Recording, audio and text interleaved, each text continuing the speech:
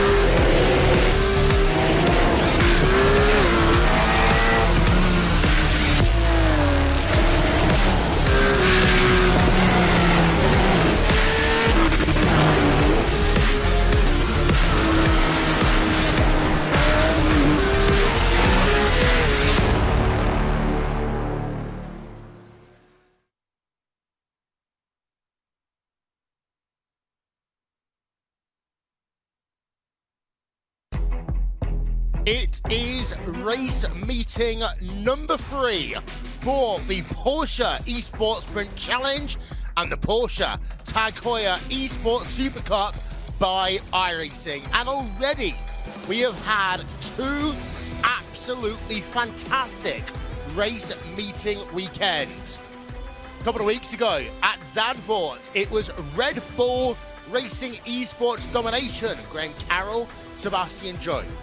Race meeting number 2, it was the comeback for the ages for Team Redline. Their first 1-2 finish in an iRacing sanctioned World Championship Series in over 5 years, with Max Benecke winning both races and also Max Verstappen getting his first podium, P number 2.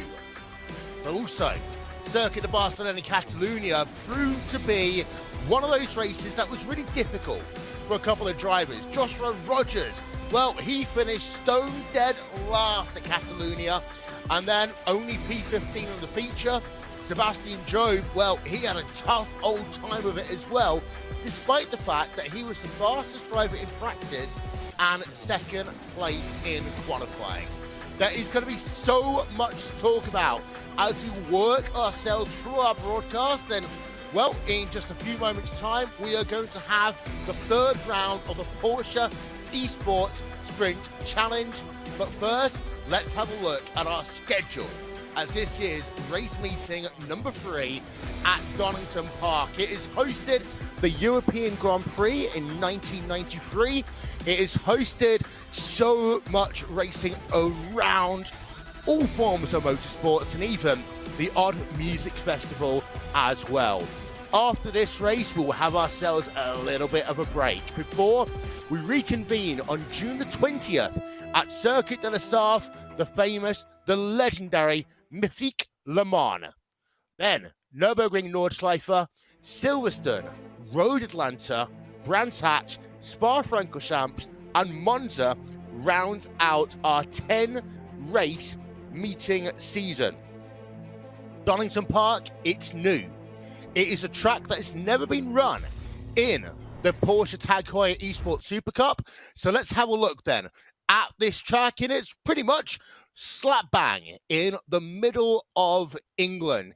The track actually borders two local authorities, Leicestershire and Derbyshire, as it is a track that, as I say, hosted the 1993 European Grand Prix, but also it is a track that has done so much great racing over the years, and the Melbourne Loop is one of those things that will intrigue the drivers. It'll give another overtaking opportunity for some. The Dunlop Ridge might be gone from Donington Park now, but you know what? There's still some great racing that's going to be had here. And the key thing that I'd like to think about later on, what about the British chances for success on home turf? Graham Carroll and Sebastian Drobe have raced here extensively in terms of their esports competition. Carroll's been around this track quite a few times as well in the real world of things. So we are just a moment away from handing over to our commentators for the third round of the Porsche Esports Sprint Challenge. They are Connery Maddock and Paul Smith. Guys, you get yourselves a nice little graphic on screen. I don't, but take it away. Thank you very much for that introduction. Well, of course, we head to Donington for this round number 3 of the Porsche Esports Sprint Challenge, and it's a track that's pretty special to me, Paul, given I live a bus ride away from it.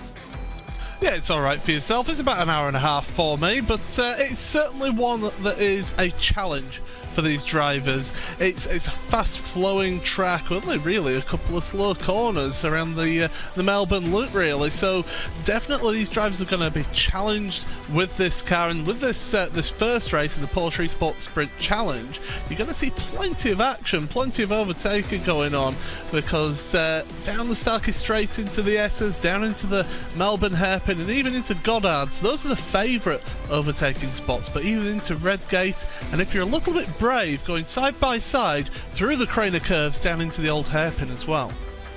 So as a result of that, do you think we won't see what we saw just a couple of weeks ago at Barcelona, with drivers kind of stuck in their trains behind other drivers? So you think there's going to be more appetite for side-by-side racing here? I think drivers appreciate that, again, it's a track that it isn't easy to overtake at. So they've got to take their opportunities. At Barcelona, it's a little bit more open, a little bit wider for the drivers, and they may be willing to be a little bit more patient with their driving. Here, though, yes, it's only one race, but you've got to make those chances count, because they don't come that often around this track. So there will be opportunities there, and you maybe see a little bit more desperation in some of those drivers. Yeah, just to give everyone a little bit of a recap in terms of the point standings, it is Peter Berryman top of the pile for now. He leads by 1 point over Thomas Gibson, so things very tight in terms of the championship. You got Pekka Toivonen in P3 with Simone Maria Marciano. He was the race winner first time out to start off the season. He's in 4th on 50 points, but things still very tight mid-table, only single point separating some of those drivers sort of on the border in terms of getting themselves into prize-paying positions. So this is shaping up to be a pretty close series, but we are in its early stages. But if that can carry through all the way through the 10 rounds that we have, Paul, then this is going to be shaping up to be a great one. Yeah, absolutely. And these drivers are getting an opportunity out there to race in support races for the Porsche Tag Heuer Esports Supercup, and it's almost as if it's a stepping stone for those drivers to make themselves known. A lot of these drivers will be known with some of the big teams, but there's a couple of drivers that are maybe trying to make a name for themselves as well in this series. So it's a great opportunity for people to get that opportunity of putting on a good display, and of course be able to get a little bit of money out of this as well. Yeah, there's not just money for the season win and doing well in the season. You also get money if you're on the podium for these individual races as well. Ask Thomas Gibson about that. He has $500 to his name thanks to winning last time out at Barcelona, and he's going to look to perhaps maybe not add to his tally in this one because he is actually taking part in this, although he is down quite a bit in terms of the practice times. But these guys are in qualifying now, and Gibson certainly looking to try and get back near that podium, especially he's a Brit. Well, that's it. I mean, it's an odd one, isn't it, with sim racing? You would imagine that the British drivers, they will know these tracks better. Generally, that's what would happen in the world of real life racing, where those drivers who come through the national championships in their country will know those tracks intimately. But in the world of sim racing, it doesn't quite translate as much. If you've been, say, racing in series which are based in and around the UK, then yeah, you will have raced those circuits more. So you're on a bit more of an even keel, a bit more of an even footing there for all of these drivers to be able to race in this. So the national advantage that you would normally see in a series like this, it won't really come into effect. But to be honest, he'll want to do well anyway, because it is a British track and he is a British driver. He's not the only one out there, of course. Pete Berryman, another one out there as well. And you know, they've got this opportunity to do well and to get themselves in a good position. And quite frankly, right now, he wants to get himself a good championship standing going into the next round. There we go then. The timer that you saw was for the Porsche Tag Heuer Esports Supercup. This, though, the Porsche Esports Sprint Challenge, the green flag will drop in about 8 or 9 minutes time. As you can see, qualifying out there for the moment. And we'll get to see Peter Berryman, I believe, there heading his way through the first sector to start his lap. We've already had a couple of flying laps come through, but due to the getting the tires into the operating window here, it's going to be the second lap that these guys do, which is going to be the faster of the set, and that's exactly what Berryman is on now. Yeah, it was Berryman coming up there to McLean's.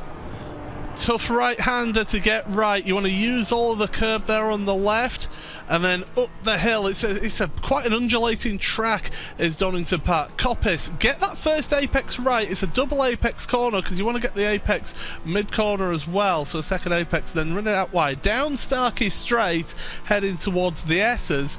This is a little bit quicker than I remember it being back in the day, but the drivers really do fly through the chicane there, and then down. This is the Melbourne Loop. This is the Grand Prix layout, and as we head on through the hairpin, uphill once again towards Goddard's, then the final corner. It's a tricky hairpin to get right, because as you're turning across, it dips downhill, does the track, so the car naturally wants to understeer through there and out the final corner then. What's Pete Berryman's time going to be like then as it comes across the line? Yeah. And it's good, because it's at the top of the standings. Yep, it is. The rest of the drivers across the start-finish line then, but Gibson does not hold... Berryman doesn't hold on pole position. Gibson doesn't get it either. It's Cooper Webster. That's provisional pole position for the moment, as the rest of the drivers quickly head their way through across the start-finish line to complete their laps. Webster still holding strong at pole position. I don't think anyone else is quite going to be able to challenge in this situation, but Cooper Webster, what a lap. But Camilio Pezzoli just goes one better. Pezzoli to pole position at Donington Park. My word, that is very, very close indeed in terms of the lap times. That is less than 1/100th of a second separating P1 and P2. Yeah, absolutely brilliant how close this field is in this championship. I can tell you that all the way down to 25th, covered by 1 second. So, you know, it's a competitive field, what we're seeing out there once again. and those opening laps of the race are going to be very, very busy out there. The drivers on cold tyres as well at the start of the race, they're going to be struggling for grip. Down through the crane of curves is going to be a bit of an issue because it is downhill, it undulates downhill, and the cars want to get a little bit light through there on the colder tyres, and so we could see some action down in towards the old hairpin on lap 1, and especially down into the S's and the 2 hairpins at Melbourne and Goddard's as well. About an hour away from the Porsche Tag Heuer Esports Supercup, but only a couple of minutes away from the Porsche Esports Sprint Challenge. Qualifying is done, and we'll wait for that session to get changed over. It's a 20-minute race here today at Donington Park, and it can be quite fraught with action at times. And, well, Pezzoli, pole position in this one. Cooper Webster on that front row as well. So those are kind of 2 names that I didn't really expect to be challenging for pole position, but they're there on the front row. Of course, they did pretty well last time out at Barcelona, maintaining inside the top 10, inside the top 5, but what a time to turn up. Yeah, absolutely. Quicker than the warm-up times as well. So if you're going to go quicker, qualifying is the place to do it. And that's exactly what Pezzoli and Cooper Webster have done as well. So it's going to be an interesting start to this race. I'm looking forward to this one. It's going to be a bit of excitement, a bit of drama, and a 20-minute race, it always proves to be a really good action-packed start to the afternoon's action.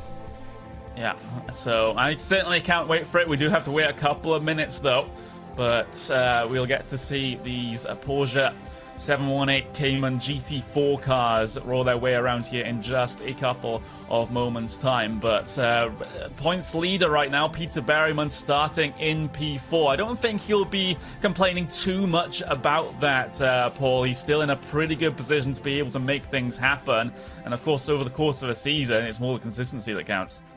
Yeah, we mentioned it last time out, didn't we, that consistency right across the season is what wins you a championship. It's all well and good getting wins here and there, but if you end up getting involved in incidents or getting involved in events of races where you're not strong and you end up finishing mid-pack, that hurts your chances of a championship. So being consistently up there in the top 4, top 5 is crucial for Peter and for everybody in this championship that's wanted to fight for the championship. But definitely, he's shown consistently that he is really quick in this car as Peter, and he'll be hoping to maybe progress forward a couple of spots as well. Yeah, we'll certainly look to see if he does so. And of course, race winner round 1, Simone Murillo Marciano, starting in P7 here today. But he's hoping for a little bit of a better time here at Donington Park than he was able to manage at Barcelona. He had a very poor round number 2, so round number 3 for Simone is going to be a recovery one. Yeah, and that was it. I was about to mention that it was a poor event for him last time out, so it's going to be a tricky one for him to try and go up through the field. And yeah, basically he's shown that he's quick, and he's shown that he's quite an exuberant driver. But I mean, I look at his practice time compared to what he's actually qualified with. He's nearly 0.4 of a second slower than his warm-up time. So he's got pace there, he just wasn't able to get it together for the qualifying session. So that's interesting to see whether he does end up moving through the field and getting forward. But he was, in practice session at least, the quickest driver out there on a single lap. Now, whether that included any running wide out of the old hairpin and picking up an off-track penalty, we don't know, unfortunately. Whereas in qualifying, if you end up picking up an off-track penalty, that's that qualifying lap invalidated. So you've got to drive a little bit within yourself in qualifying to make sure you do get a qualifying time in. But at the same point, we know he's got pace there. Yeah, we really do. It just wasn't able to be shown in qualifying, but He's hoping that he's going to be on the front foot when it comes to this upcoming race. We're about 30 seconds away from setting the grid, and then a further maximum 2 minutes from getting the green flag here in this one. So not a lot of time left to try and prepare yourself for the start of this event. And Pezzoli, first pole position of the season for him, will be looking to try and get away clean and get through the first couple of turns completely and utterly unscathed. But for drivers near the back of the field, namely Arthur LeHook down in P30, he's going to have a lot of cars to try and get through on if he wants to get to where he usually runs. He had a very, very poor qualifying time. That puts him plumb last on the starting grid. Speaking of the starting grid, though, let's take a look at it. It's Camilio Pezzoli on pole position here with Cooper Webster also on that front row. Thomas Gibson in P3 with Peter Berryman in P4. Mikael Gard in P5. Sasha Gola in P6. We've got Simone Maria Marcheno starting P7 for Altus Esports. Charlie Collins starts in P8. Corentin Gunes in P9. Antiohola starts inside the top 10. Emanuele Petri starts 11th with Kim Eriksson in P12. Samuel Lebert starts in 13th. Jake Burton in 14th. Niels Koch in P15 here today. Leon Rudinger in P16. Moreno Sarica starts in 17th for this race at Donington Park. Oscar Mangan starts 18th. Maxim Ramstein in P19. Pekka Toivonen starts in 20th. Ricardo Ferreira in P21. Simeon Lynch, P22 for him. Rafael Silva in P23. Sander van der Velde in P24. Nick Schultz-Wisserman in 25th. Dakota Fripp in 26th. Laurent Miskiewicz in 27th. Daniel Muth starts 28th. And you got Lapjan and LeHook as the very final row of the starting grid for round number 3 of the Porsche Esports Sprint Challenge.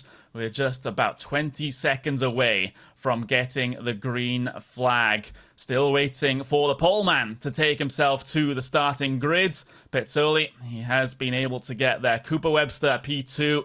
We got Thomas Gibson, P3, and Peter Berryman in P4 to start this one. So the clock does start to count down, and now we'll get the green flag at Donington Park. We're racing in the Cayman GT4s. Cooper Webster's gotten a good start in towards turn number 1 of Red Gate for the first time. Thomas Gibson and Peter Berryman. Berryman's been tagged around by Mikael Gard. He's out into the kitty litter, and he has to cycle all the way to the back of the field. Mikael Gard and Sasha Gola down the Craner curves the first time, and cold tires coming into effect as Gola has to try and keep a hold of that car. He's somehow able to maintain the position coming through the old hairpin, and now Marcheno wants to get into the action. He's on the back of this as your top 2 breakaway.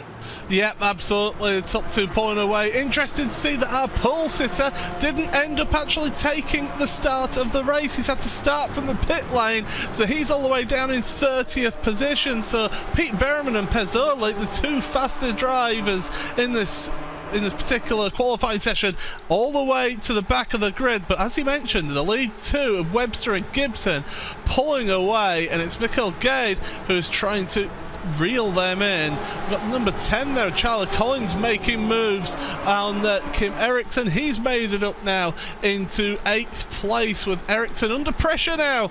We're down the inside. Samuel Libert is also other drivers as well. Look at this. This is what we expected down into the Melbourne hairpin. 3 wide into there, under braking, and everyone seems to have made it through there. Yeah, that's actually kind of surprising considering how all fanned out they were into there. And is there more contact in the final corner? Yes, there is. Ferreira's around. It causes everyone to stack up at the back of the grid through the final corner. That's not what we want to see. We wanted to see fantastic action and not crashing coming through there. But that's just what happened there at the very back of the running order for the moment. But looking towards a couple of these Altus Esports cars at the moment, there's Simone Maria Marcheno and Santia Holep trying to follow onto the back of Gorlet and Guard. But those guys have calmed down just a little bit for now. But the mid and rear half of the grids, man, they really want to take this race by its horns. Yeah, the intensity is off the charts near the back half. The Hook has had a run down pit road as well. Yeah, a couple of drivers in Goddard's. It's a tricky track. It's a tricky corner on the track is Goddard's, and we'll have a look at the replay of this one. So we'll have a look at this one now. So Goddard's, it pretty much goes down to a one-line corner, but there's contact on the entry into it, and before you know it, it all stacks up. They all get involved in each other, and that's what happened there. So it happened into the corner in the braking zone, but as I say, Goddard's, it's quite tricky because you want to try and hug that inside line, or else you just end up pushing out wide and ended up getting slow off of the corner and it costing you time. Yeah, there we go. So we've seen that one. 60 minutes, 47 seconds still left in this race. You can see the mid-pack still very much stuck together in their bit of a drafting train, and we discussed this at Barcelona. There's not that much of a draft in these cars, but seemingly able to keep people together. Petri down the inside of Rudinger. That is for P number 13 out there on circuit. Petri's been able to work his way through at Redgate. It was a late move, but it was a competent one. It was a good move, was that, into Redgate, but that's one of the favourite move-making places right there, down into Redgate. It's a heavy braking zone. Got to get your braking right into there, and if you can duck out late, go for the inside, you can get that move done. But everyone, really, you don't really go too wide down through the crane of curves, and that's exactly what we're seeing here. Everybody's just behaving themselves through that section of track. But now down the back straight, down towards the chicane, through the S's, you lead two there. Webster and Gibson pretty much joined at the hip there. They're that close, but the others behind are slowly just eking in a 10th here and a 10th there to catch up, to make it a big train. Yeah, they are. So your leaders, despite the two-car breakaway they were able to manage in the early stages of the race, they have been caught up here. Mikael Gard's been putting in some decent laps to be able to make that one happen. Gorlet and Marteno, they were very close coming through the final corner. Marteno might be able to look for a move here in towards turn number one, just at the backer shot there. He has to go around the long way into turn number one. We won't quite get to see it, unfortunately, but Gorlet just about able to defend the move. Yeah, so Marteno is putting the pressure on for fourth place. Sasha Gorlet is under all sorts of pressure. Round through Old Hairpin, you've got to carry the speed to carry it all the way up to McLean's, and you can get a better run through there. But if you're smart and you're defensive and you're driving, you can hold that inside. But there goes Marcheno. Dive to the inside late on. You can hang it around there. There's contact between the two of them. Goalie ends up in the tyre barrier, and Marcheno is spun around, dropping down the order fast. Yeah, there we go. We'll get a replay of it, as that was a hopeful move for Marcheno. He's been a driver that's known to get maybe a little bit over-aggressive at times, and unfortunately for him, it's happened again as he decides to send it, absolutely send it down the inside there. And Gorlet, he wasn't expecting a move like that at all. He was taking the regular line into the corner, and they just come into a bit of a tangle coming off. There's not a lot of space to work with coming through there. Turn to one, and well, both those cars really hoping that didn't turn out that way. To be honest, that's more of a racing incident than anything. It's just how it is, unfortunately, that those two cars came together like that. With the cars coming around McLean's there, we've got a spinner in the final corner, by the way. I don't know who that was. Berryman. It was a Pete Berryman, so his recovery drive is not going very well here. He's had issues down at Goddard's, but he's back up and running again, but down there in 22nd place. So, yeah, issues for Pete. And it's not going well for him at all. We'll have a look at the replay, see what happened here then. So it's into Goddard's, onto the brakes. Is somebody going to get a bit ambitious? Oh, got attacked from behind, did the 16. So yeah, the 16 of Lynch got attacked from behind, which then forced him into Pete, and that spun him round, but he's back up and running now. Yeah, that was just the concertina, in fact, into the final turn. Miskewitz was going for the move on Lynch. Lynch felt the need to defend. Little bit of front-to-rear contact between Lynch and Miskewitz, and then that sent Lynch into Berryman. So Berryman had absolutely nothing to do with that. He was not the instigator, but unfortunately he was the driver that came off the worst in that one. Unfortunately, that's how racing goes sometimes. But back to the front of your field, though. Cooper Webster still leads this one from Thomas Gibson, from Mikael Gard in that order. But with 12 minutes remaining, there's still a decent amount of time for all of this to change. Yeah, we're not even halfway through this race, are we? And Webster has controlled things at the front there, not pushed too hard. Just set his own personal best lap time. In fact, I think that is actually the fastest lap of the race that he's just done, a 33.498. So definitely Webster is just feeling comfortable at the front, and Thomas Gibson, as much as he wants to put the pressure on, he's just having to be patient here. But this is one thing about being up at the front. You've got to be patient. You've got to size up when your opportunities come, but you can see that gap is actually growing now at 0.7 of a second. Yeah, steadily being started to eke out as Webster keeps the rest of the field behind him for all intents and purposes, up to 0.8 of a second now. It was just under 0.7 of a second coming across the start-finish line the last time around. So he's doing a good job to try and give himself that little bit of a buffer zone required just to really calm his nerves and make sure he isn't under pressure coming into the last 10 minutes of this race. And that's a luxury that a lot of drivers want. They want that big buffer zone behind them so they don't have to worry every single corner. But look at this little battle then further back in your pack.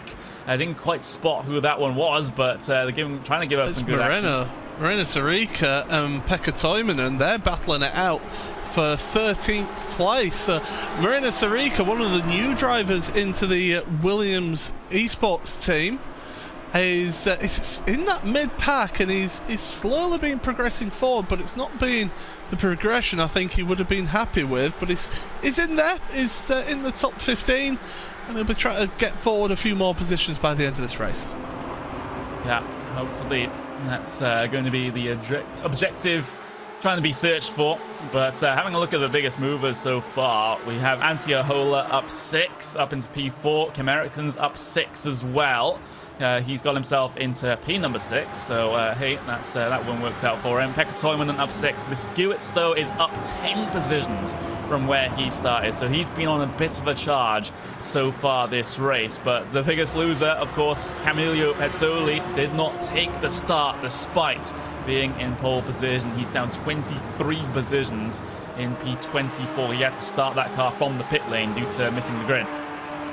Yeah, it's unfortunate. You get a set amount of time to be able to get yourself onto the grid. 2 minutes in this race, to be precise. But he unfortunately missed that 2 minutes.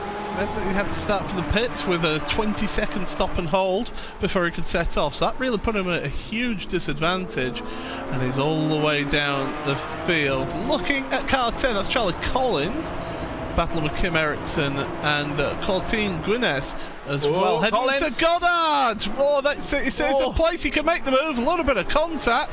Oh, a bit more contact there, but paint rubbing. And but away he goes again. And Collins just feeling how that car feels after those couple of knocks. Seems fine and is carrying on. And Eriksson, in fact, is about to lose another place. He has lost another place. That's Samuel Lebert heading his way through. So Kim Eriksson's certainly not going to be a very happy bunny about how that pass was managed into the final turn. Lots and lots of contact. But it is Charlie Collins through, and Kim Eriksson, yeah, he's going to be feeling pretty frustrated at that, because of course he wants to have clean racing and not to have cars banging into his doors and bumpers. Yeah, nobody wants to get the cars banging into them, but when you've got close pack racing like this, you are going to get a little bit of contact, but it wasn't the worst thing in the world. It wasn't like it was a complete sort of punt to pass. It was just the two of them getting door rubbing side by side, a little bit of bumping. They could carry on, and they certainly are at the moment, but Ericsson was the biggest loser out of that one. He has got Jake Burton not that far behind, with a whole queue of cars behind him as well, so you're all going the way back to what Marina Saric, all the way down to possibly Oscar Mangan in 15th, so huge train of cars now stuck behind the 12 of Samuel Lebert.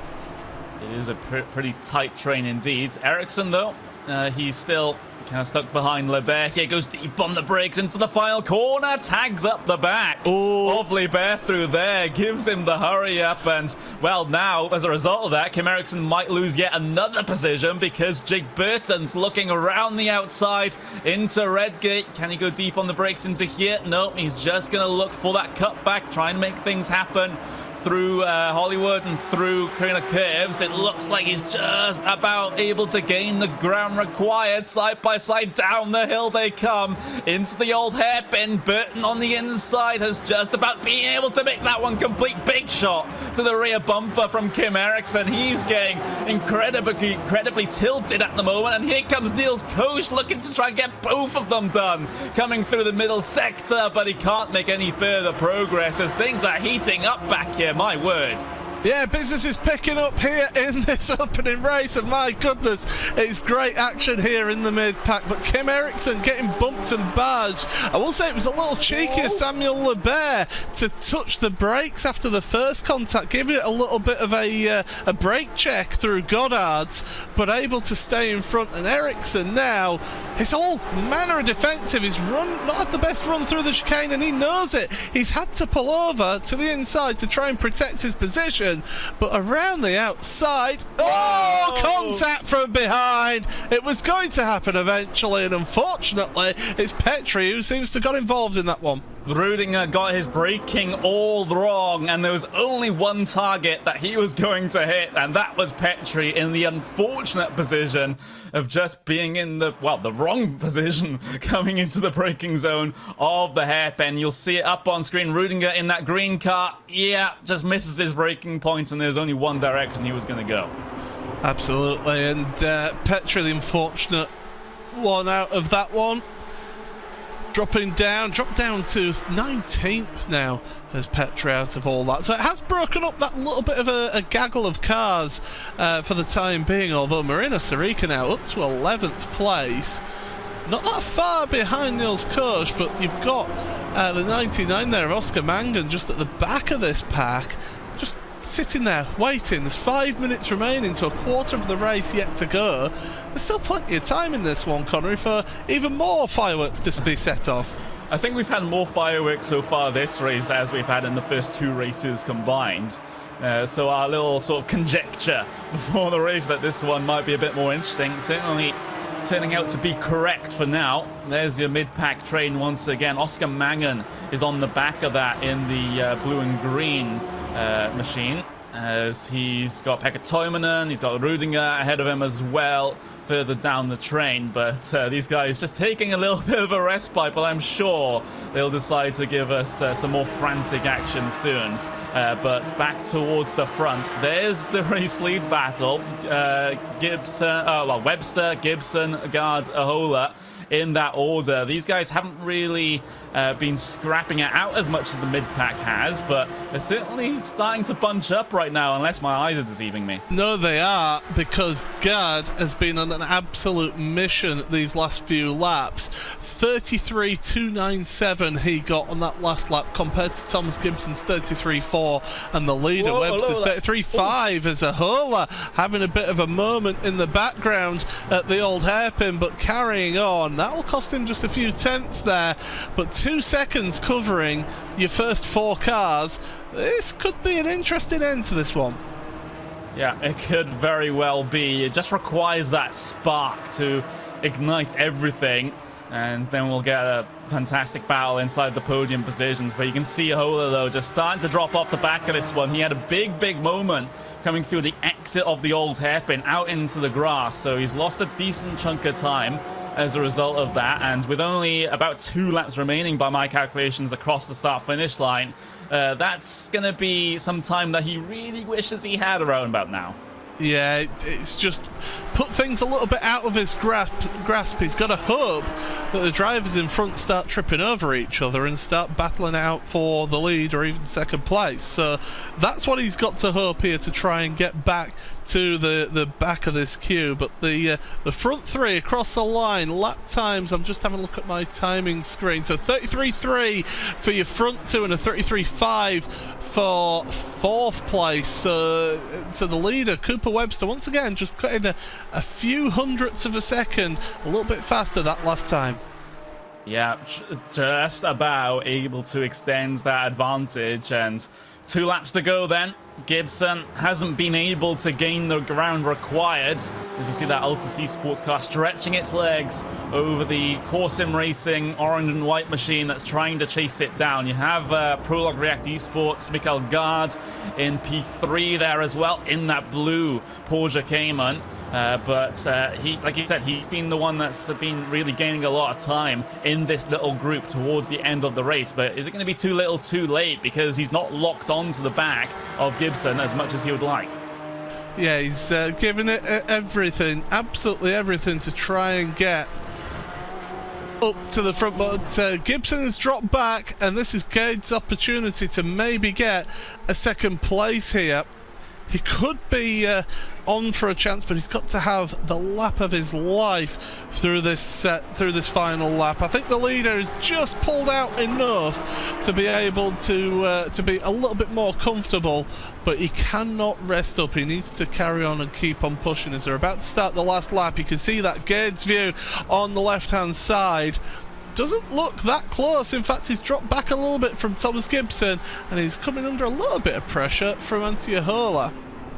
Yeah, he is. So, final lap then in this one. 4 cars at the very front, but all kind of spread out at this stage. So it might just require a mistake from one of your drivers to really shake things up here at the front of the field. But what a drive it's been for Cooper Webster. He inherited the race lead on the very start due to Pezzoli not getting himself to the starting grid and having to start from the pit lane. So a P2 in qualifying becomes P1 for Cooper Webster, and as long as he can get this last sector clean, it'll be P1 in the race as well. 20 seconds left remaining. That for sure will expire by the time they come through the final corner. So Webster, as long as he nails the brakes for the chicane, nails it for Melbourne and then Goddard's, and he should be able to take this race win. But Gibson's giving it a good try here. He's trying to close in that gap and goes very deep on the brakes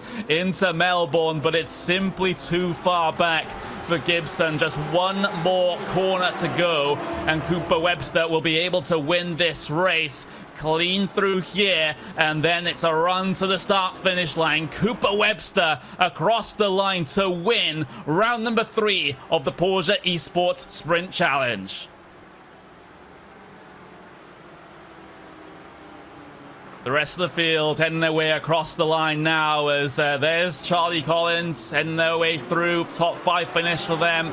Quentin Gunes in P6, the tight mid-pack battle that we had between Burton, Ericsson, Koch, Sarika. Well, Burton comes on top of the pile there as he finishes in P8. But we had a pretty frantic middle portion of the race there, Paul, in the middle of your pack, which gave us some great action. Yeah, the drivers out there were giving us a good show, and a couple of instances that I would have preferred not to have seen, if I'm honest. But again, these drivers, they've put on a really hard attacking display out there, and incidents will happen in races, and when it's so close, you're gonna get that little bit of rubbing, a little bit of contact. But at the end of the day, it was a really entertaining race. Here are your official race results from round number 3 at Donington Park of the Porsche Esports Sprint Challenge. Cooper Webster by 0.6 of a second wins over Thomas Gibson. He gets $500 in his bank account for that as well. Mikkel Gard on the podium there, as he'll gain 2 positions to finish in P3. Antti Ahola, though, gains 6 positions from P10 on the starting grid to P4 in the official race results. Charlie Collins with a top 5 as well. Quentin Gunes in P6, Samuel Libert P7, Jake Burton finishes in P8, Kim Eriksson in 9th, and Niels Koch will round out the top 10 with a gain of 5 from where he started. Moreno Surica in P11, Pekka Toivonen gains 8 up into P12. Leon Rudinger in P13. Oscar Mangan P14. Simone Maria Marciano, a hopeful move, didn't quite work out in the early stages of that race. He started 7th, he finishes in P15. Laurent Miskiewicz in P16. Simeon Lynch in 17th. Dakota Fripp in 18th. Petri 19th. Berryman, from what was looking like a hopeful race for him, goes from P4 to P20. Daniel Muth, you got Camilio Pezzoli that had to start from the pit lane despite getting pole position due to missing the grid. You got Gole in P23, Lehook P24, Ferreira P25, Ramstein P26, and Silva rounding out the cars on the leading lap in P27. And those cars that finished 1 lap down or more, Yannick Lapshan, Nick Schultz-Visserman, and Sander van der Velde bring things down to P30 there. So that's round number 3 of the Porsche Esports Sprint Challenge at Donington Park done. And now we move on to the main event, the Porsche Tag Heuer Esports Supercup, Will. And, well, if this race is anything to go by, then it's going to be close quarters action. Yeah, and I tell you what, I'm having a look, and some fireworks going on right now between Sasha Goyle and Simone Maria Marciano. And over that incident, well, 2 different opinions, shall we say. Sasha Goyle claiming that Marciano's taking different lines. On the other hand, Marciano's saying, what? We're going side by side. That's a polite way, and the only way that I'm allowed to say that without getting myself into a lot of trouble. But Paul, you have an opinion on this. Well, I mean, at the end of the day, he's got the inside line. He's got to the apex. It's not like he's dive bombed and missed the apex entirely. They've gone side by side, and side-to-side contact has been made. It's a racing incident, in my opinion, at the end of the day. It's one of those things that can unfortunately happen when those cars are so close together out there on track. Yeah, and of course, that is one of these things about Donington Park as well. I was talking to the guys over at Radio Show Limited yesterday who are running coverage of another event with us on RaceBot today. And as soon as they saw the Melbourne hairpin and Goddard as another hairpin, first thing they said to me, Connery, is, well, there's going to be some action in this race. And not going to lie to you, I think both in the Porsche Esports Sprint Challenge and later on in the Porsche Tag Heuer Esports Supercup, if I could get a big red pen and circle that final section, I would do. And typically, we've seen cars able to keep themselves closer together in the Porsche 911 Cup GT3 cars than they are in these Cayman GT4s. So, you know, if they're close enough coming down into these heavy braking zones, then some of the drivers throughout that Porsche Tag Heuer Esports Supercup field, they're the type of drivers that, well, if you give them even a slight opportunity, they're going to stick their nose in there. So there'll be a lot of shenanigans coming through turn 11 and turn 12, that's for sure. Yeah, and of course, the S is down at turn number 9. That will also be an interesting part of the racetrack as we work through our 2 race meeting events here for the Porsche Tag Heuer Esports Supercup by iRacing, the 3rd round of the championship, or the 3rd race meeting of the championship. And for those of you who are new to the series, hello, good afternoon. You've just been watching the Porsche Esports Sprint Challenge, which serves as the support race to the Porsche Tag Heuer Esports Supercup by iRacing. They were running in the Cayman GT4s. Of course, we move up to the big boys for the Supercup, which the green flag is exactly 30 minutes away. We have got plenty to talk about, but Red Bull domination at Zandvoort, race meeting number 1. Team Redline domination at Circuit de Barcelona, Catalunya, a couple of weeks ago. Max Benecke and Max Verstappen. The first 1-2 for Team Redline in 5 years. And I can't understate that point enough, Connery, because there are some people that are thinking, oh, you're just bringing up the hype train. Yes, I might be. But 5 years they've waited for a 1-2 in iRacing World Championship competition. They got one. Now it's a case of can they continue that form moving into race meeting number 3.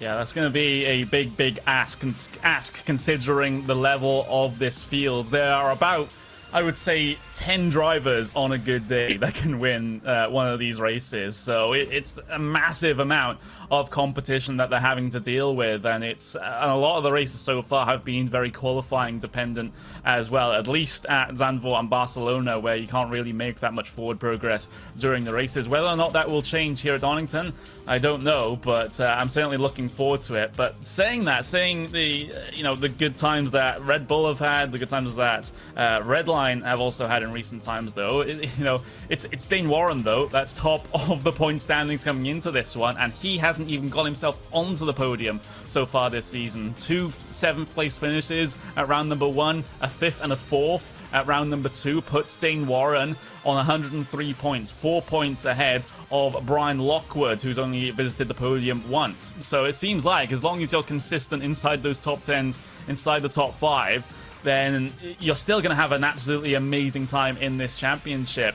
The driver that's had a race win, well, at least the closest driver to the front that's had a race win so far is Sebastian Job, and he's in 6th place due to a very poor showing at Catalunya. So there we go. The numbers speak for themselves. Have you just stolen my race notes for today?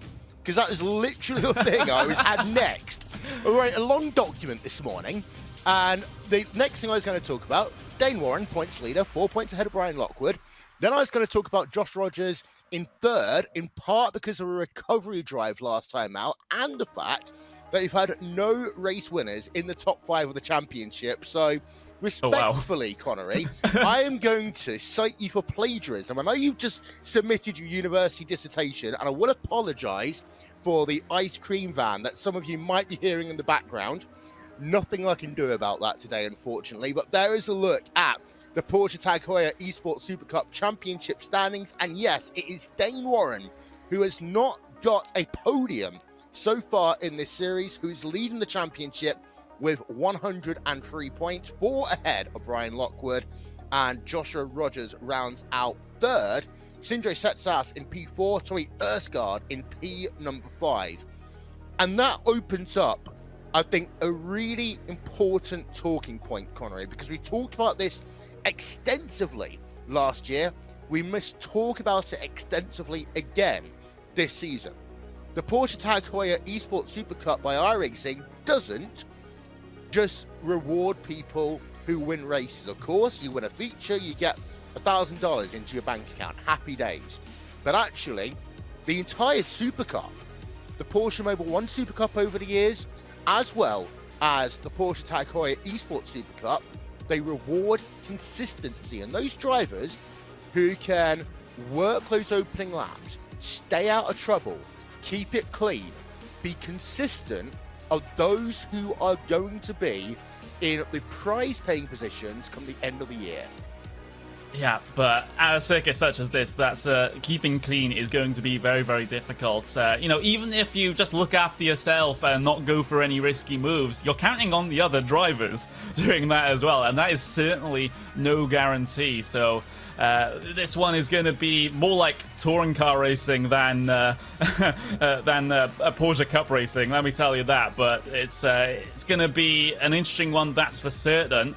And I'm very interested to see how qualifying turns out as well, because that might be pivotal in terms of how things go here. Because if you start in the mid-pack here, then you're basically in the thick of things for all intents and purposes, and you have that desire to try and press forward and get towards where you think you should be. But everyone around you is trying to do that, which is why we do see a lot of instances in the mid-pack in these races. It's because people just get a little bit too ahead of themselves in the early stages, have that go forward attitude, but it just clashes with everyone else.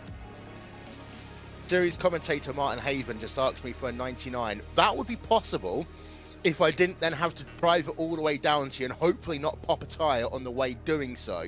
Of course, being a diabetic, any form of ice cream like that's out the window for me, so I would offer you mine if I had the opportunity. But it is Donington Park as a racetrack. You talked earlier on, Connery, about how, you know, you literally are a bus ride away from there. I have been to Donington Park a number of times, both to watch motor racing, and also they have a rather large music festival that would normally actually be taking place in a couple of weeks' time. But this track, I mean, it is so underrated, and everyone always talks about Silverstone and Brands Hatch when they think about, you know, great racing venues in the United Kingdom. There'll be others who will think about, you know, the likes of Snetterton, so on and so forth, Oulton Park. Donington is one of those, like, hidden gems, in my opinion, of motorsport. It's a nice track to be a spectator at. It's a nice track to race at, but we talked about consistency in terms of the championship. This is a track where you've got to be really consistent in terms of your lines, and of course, iRacing and the way that they do things. We've got to talk about those dreaded slowdowns through Sector 1 if you put more than 2 wheels on the outside of the corner. Yeah, you do have to be careful sometimes with the way iRacing enforces the track limits. You got 2 ways. You got the off-track incidents, so just an instant point to your record, and of course, you do have those slowdown penalties as well that you have to be concerned about. And you don't want one of those slowdown penalties on the first lap of these things, because the slowdown penalty on a first lap is a lot more severe than on the next couple of laps. So if you get one at the early stages, you're going to have to lift way out of that throttle and let basically the entire population of Derby through and get yourself back to the back of the field. So you certainly don't want to be doing that. But at the same time, you want to be making up positions on the first lap. So it's trying to strike that balance between being aggressive and being having a go forward attitude, and also the race conservation part of that as well. Paul Smith, among other things, is our resident UK driver extraordinaire. And Paul, you have run at Donington in a number of cars over the years. And talk us through that first sector in particular, because it looks easy if you're looking at a track map. When you get there on track, it's far more complicated. Absolutely right. So you've got to get your braking right for Redgate turn number 1, because you then need to carry the speed out of that corner to take you through Hollywood and downhill. And people don't realise just how steep and undulating this track is. It is. You have to be there to see how steep it is. You plunge downhill through the crane of curves, and the left-hander at the crane of curves is really tricky because the track does just drop away. Your car wants to push out wide, but you don't want it to do that because you need to be over to the left-hand side of the corner of the track to get your line right going into the old hairpin. A sweeping right-hander, you want to try and carry as much speed as possible. You can just get 2 wheels over the edge of the inside of the curb, but any more than that you will get yourself a slowdown penalty as implemented by the iRacing service. You run it out wide over the curb on the exit of that, and then that progresses you up towards the second half of the lap underneath Starkey's Bridge up towards McLean's and Coppice. But that first part of the lap, going through Redgate and down through the crane of curves into the old hairpin, you can set somebody up at the Redgate and finally get the move done on the exit of the old hairpin heading up towards McLean's. It's one of those tracks where you have to think about your overtaking manoeuvre before you position people into the right place, get them where you want them to be, so you can get that run out of the old hairpin. And the thing is, Paul, this isn't a Herman Tilke track. It's not that wide, and if you do get that slowdown penalty through sector number 1, you haven't really got many opportunities to actually take that slowdown penalty. Now, some of these drivers, especially those that's got more experience, will try and wait as much as they can, maybe on the exit of McLean's into Coppice, to try and then get to the outside line and take that slowdown penalty. There's various ways of doing so. The obvious one is don't just slam on the brakes, because that's never going to work. but actually trying to find the track positioning with 40 of the world's best sim racers all around you, that could be a contributing factor, in my opinion, to one of the big incidents we might see here today. Yeah, you're absolutely right about the exit of McLean's.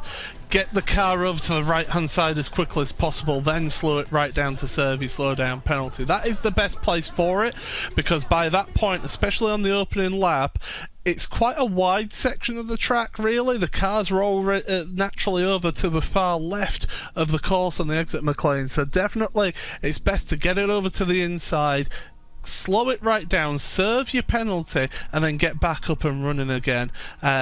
That is the favourite place to do it. You can try and just sort of back off a little bit, lift the throttle and try and serve it incrementally over half of the lap, but you've got a defined time to serve that penalty in, and especially on the first lap. We've been talking a lot about it. We've not really sort of got into why it's more harsh on the first lap.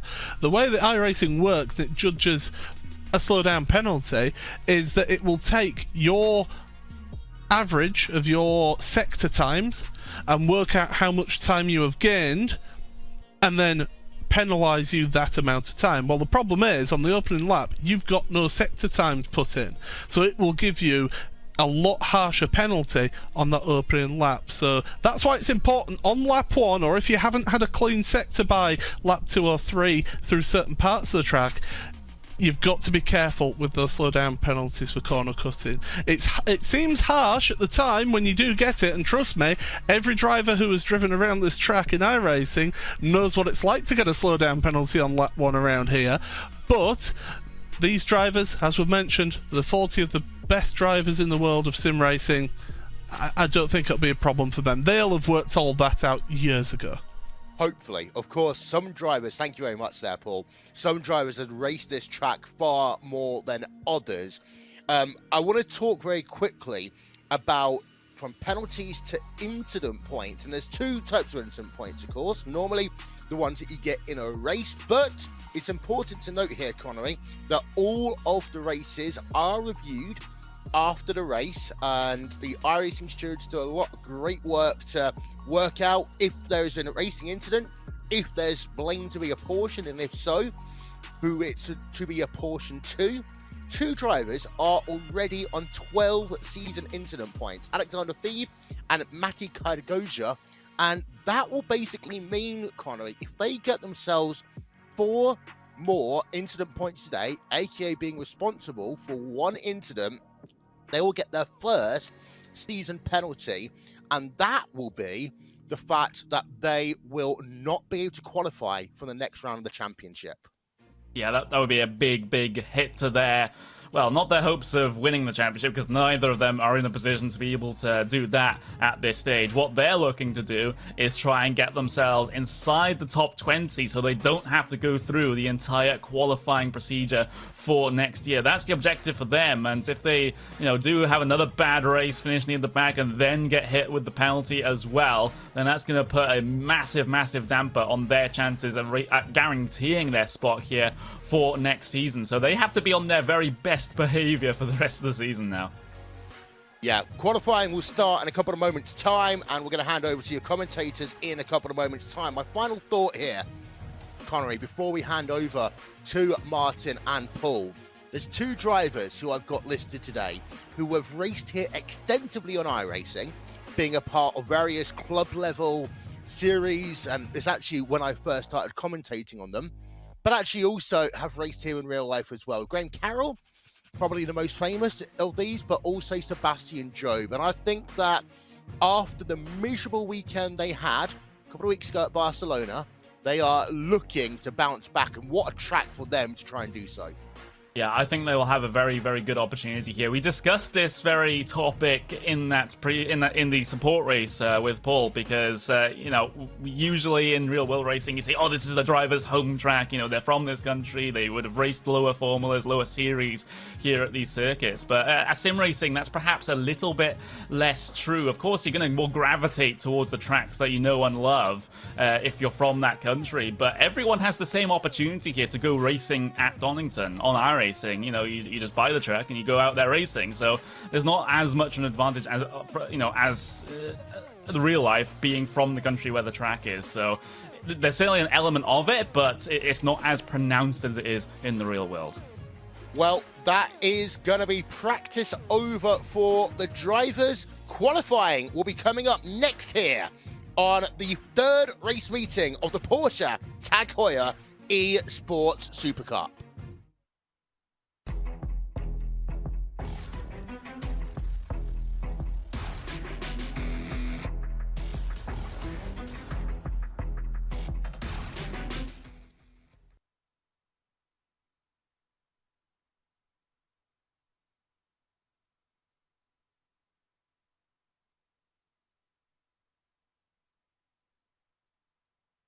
So qualifying is just getting itself underway. And with that, let's head yourselves over to your commentators, Paul Maffney-Smith and Martin Haven. And Martin, breaking news, it looks as though we are down one very important driver here today.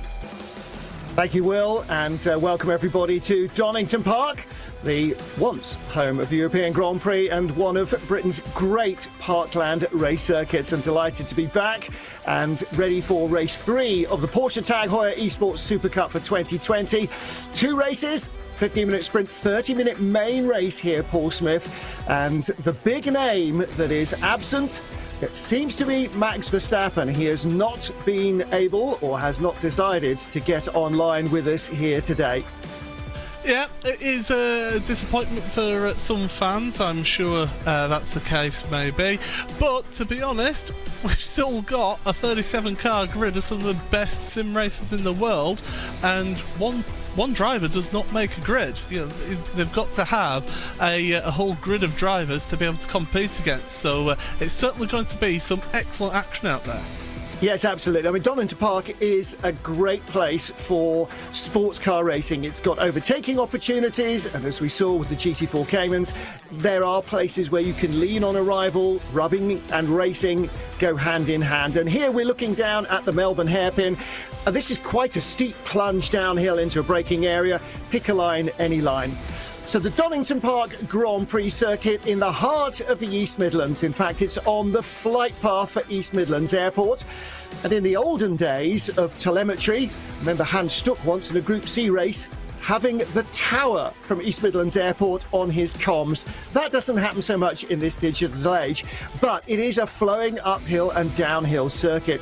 Start-finish line leads down into the first corner at Redgate, and that is where you set up a move down the Craner curves, hopefully into the old hairpin, which isn't quite as much a hairpin as rally fans would think, but as you come plunging down the hill, it is a big challenge to get the car and carry the speed all the way through Starkeys Bridge and up to the right-handers at McLean's and Coppice. Well, one of the key overtaking opportunities is this new loop that was added to bring it up to full Grand Prix strength or to Grand Prix distance. First of all, the Fogarty's S's, which brings you onto the Melbourne loop, and then the Melbourne hairpin itself. And at the end of that as well, as you climb up and around the pointy end of the pit lane, there's another great opportunity. But Paul, for racing drivers with blind brows, with petrifying runs down the hill, it is a real heart in your mouth moment occasionally when you're in traffic and it all starts to get a little bit close. Yeah, I mean, I've not had experience in this car myself in races, but I have had plenty of touring car races experience, and trust me, in the middle of a pack, you certainly do have to have your wits about. You're on board with championship leader Dane Warren, downhill, as we mentioned, into the old hairpin, run it through the curb of the left there.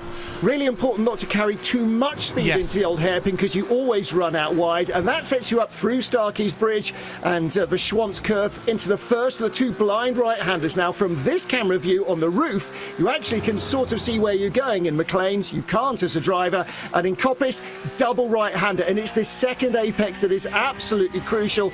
Carry the speed through there, down the long back straight past the exhibition centre where the Donington collection of Tom Wheatcroft's Grand Prix cars used to be. Hard on the brakes, down into second gear here. Try not to hit the little stacks there as you come through Fogarty's S's. And again, over the brow, you can see how steep the braking area is down here into the Melbourne hairpin.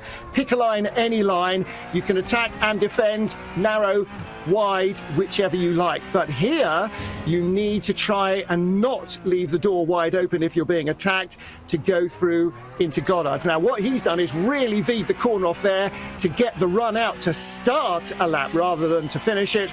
And if you use that line in a race, you may as well just park, put the handbrake on and go shopping, because you'd just be waving everybody through. Yeah, that's an open invitation right there to any driver worth their salt. But yeah, really, but that's a key thing to actually see here in this qualifying session is how he's had to open up that final corner to really get the speed across the line. It's crucial when the field is so close like we have here today to get every little hundredth of a second out of these cars and out of this circuit. That's exactly what Dane has tried to do there. He's currently in 9th place, but of course that previous lap was affected by him taking that wide line. I will say about Coppice though, from when you're driving in the car, you cannot see that apex, that first apex curve that you must hit. That is crucial that you hit that first apex curve at Coppice, because that sets you up for the second part of Coppice where it really opens up and you can get on the throttle. Yeah, you've got to hit it, but hit it too hard and suddenly you're drifting out wide. You miss that second apex. Our champion from last year is currently on top of the qualifying leaderboard. Josh Rogers, last year's champion, and he has 0.2 of a second at the moment in hand. He's currently lying third in the points. He's 13 behind our leader, Dane Warren, with Brian Lockwood in second place. And as you talked about a little earlier with Will, the highest of our race winners in the standings is Sebastian Jobe, one of the local boys here.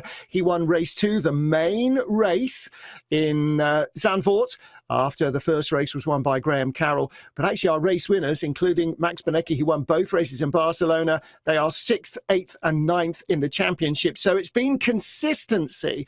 And we talked about this right from the very beginning in Zandvoort. Score points. Coming from behind in a race is tough enough in a field that this is close.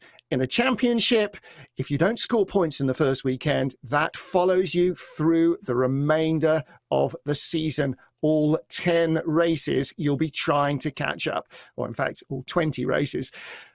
The 6 minutes, 20 seconds still on the clock, Paul. Plenty of time to get some more quick laps in.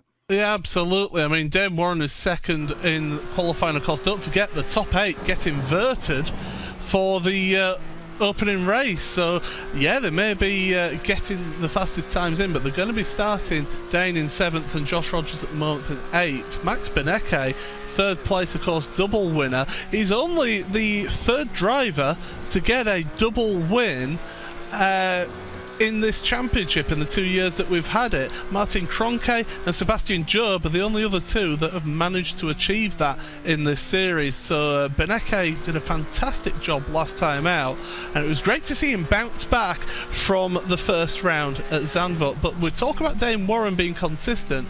He got 2 7th places, a 5th and then a 4th in the opening 4 rounds of the championship. So he's been up there competing at the front. And as long as you're in the top 10 in qualifying, you know you've got pretty much the pace you need and you're in that top 10 on the grid. And of course, that's where the bulk of the points are going to go. So as you say, Josh Rogers, fastest lap. That means he knows he's got the quickest car. But there is a balance here, isn't there? Because at the moment, if we freeze that, he'll start 10th. But look who will start on pole position. The 10th fastest car at the moment is Graham Carroll, our sprint race winner from Zandvoort. So Well, You've don't got forget to it's be top somewhere 8. in there. Top It's 8, top beg your 8, pardon, sorry. yes. Yeah. So, yeah. Anderson would be starting in pole at the moment. Yeah. But in there as well, you've got Usgaard, Castrolado. Now, that's a surprise. Ricardo Castrolado, 10th in the sprint race in Zandvoort, but has not been...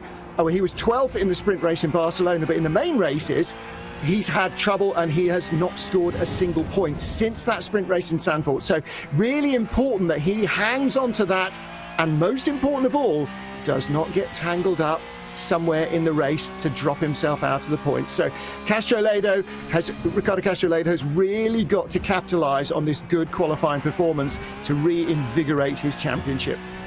He's a really good driver. I mean, I say that about everybody on this grid. They're a really good driver, you know.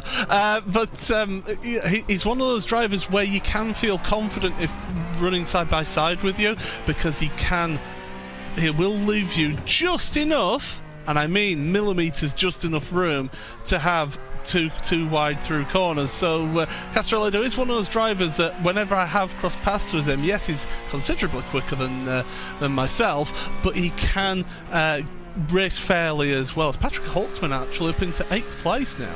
So what you're saying there, Paul, is he's very polite as he goes by.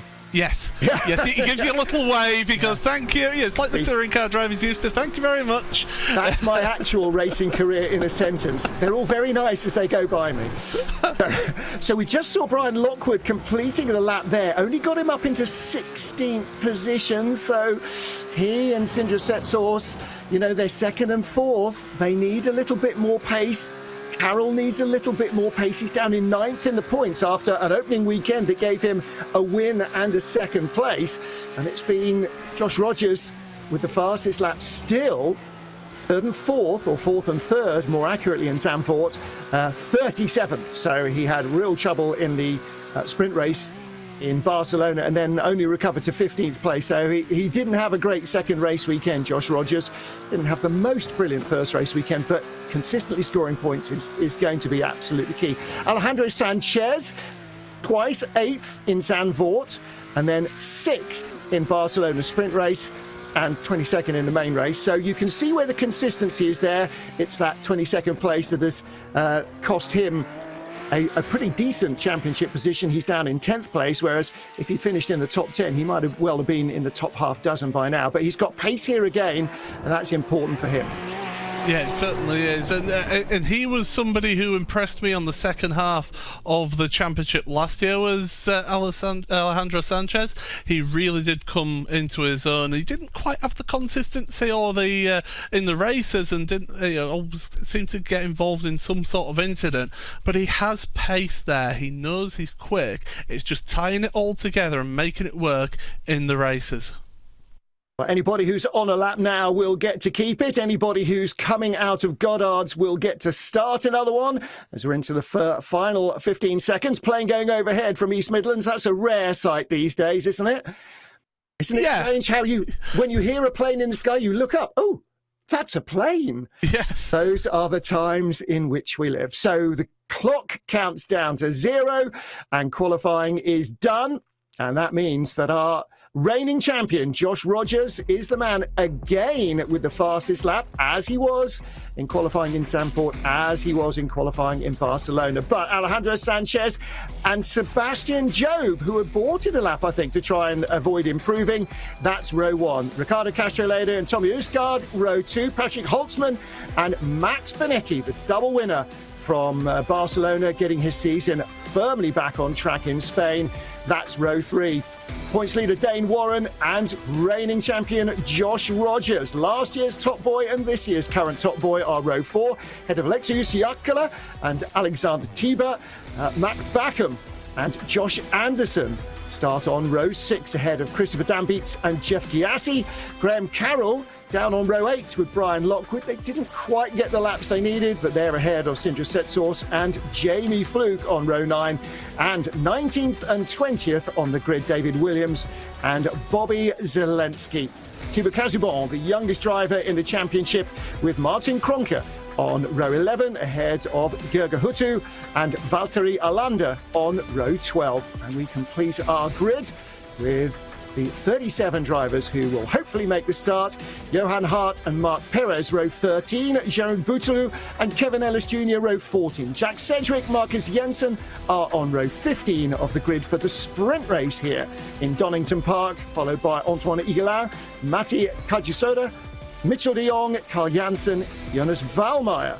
Good to have him back after missing Barcelona, and Thomas Tuhatel. So we are ready to go racing here on the Donington Park Grand Prix circuit for the sprint race, round 3 of the Porsche Tag Heuer Esports Supercup for 2020. £200,000 prize fund at the end of the season. First race is about to get underway. Looks like a good launch of pole position for our pole sitter Alejandro Sanchez. Watch Sebastian Job go out wide here. Now you can run all the way around Goddard's, and then as you go over the crest in Hollywood, try and take the initiative, and he does exactly that. And that's a great move, Paul Smith. Sebastian Job takes the lead as they sweep down the Craner curves. It's too wide behind. That's his experience of making race starts here coming to play right there. You can make that move stick around the outside of Redgate, and that's exactly what he's done. But the lead two already pulling away a little bit from Castroledo's in third place with Erskard and Matt Beneke right behind him. Everybody seems to have got away cleanly so far. I say so far because we've only got halfway around the lap, but definitely these drivers are just taking it easy whilst the tyres are still coming up to temperature and pressure. And here's the first big test of those brakes, the huge stop as you get down into the Fogarty's S's, named after Britain's multiple Superbike world champion. As you say, Castro, oh, and there's trouble behind, and that's Graham Carroll, surely the other Red Bull car. And Holtzman as well. So Carroll in real trouble, the man who lies 9th in the championship, won the sprint race in Zandvoort. And that was the championship leader, Dane Warren, involved in that one as well. It's actually Patrick Holtzman and Dane Warren coming together there. We'll get to see a replay down into the chicane on the brakes. And what happens? Oh, it's contact. Patrick Holtzman's got nowhere to go. Then, separately, Warren gets tipped up upside down there. Well, huge drama as ever at the Fogarty's S's. On to lap 2 then. And our race-leading duo, Sebastian Job and Alejandro Sanchez, starting to creep away a little bit from Castroledo in third place. So Ricardo Castroledo, best result this season, 10th place in the sprint in Zandvoort. And it's now a 3-way battle for the final podium spot because he's got Erskard and Beneke with him. But that little tangle at the beginning of the old hairpin, the Melbourne Loop last time round, has utterly split the field. Yeah, there's about 3 seconds between Beneke and Rogers, so two championship contenders are quite split apart in terms of time, but not in position. So we've still got 2-wide action further down your field as well, as car 9, that's the and half, having issues in the Apex Racing Team car. That's at McLean's, and well, I have a funny feeling that 2-wide action he was involved in may have got helped off the track there. Yeah, 2 wide as in the number and also in 2 wide. Somebody out braking themselves down at the Fogarty's S's, goes off into the gravel with nobody else involved. That was Jamie Fluke, we gather. And here looking at number 23, Alexei Usiakala, the Finn. And he is down at the tail of, well, outside the top 15. So Usiakala struggling for pace. He got shuffled back. So Sebastian Job, the race leader from Alejandro Sanchez. Ricardo Castroledo lying in third place, and a little 3-way battle. And then the gap back to Josh Rogers, the champion. And behind him, a huge queue of cars. And again, 2 wide through Hollywood on hot tyres. That's pretty impressive stuff. Down into the old hairpin, sweeps the field. 29, the core racing car, that's Carl Janssen. Again, as you can see, Janssen down the order. So we're looking here for the recovery drive from Graham Carroll. Number 21 machine, the Red Bull car.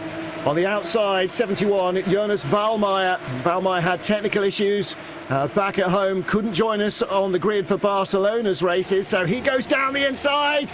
2 wide, 3 wide. Carroll's in the dangerous position. Somehow he squeezes through. Valmeyer, I think, also picked up a spot. 29, Carl Janssen just ahead of them.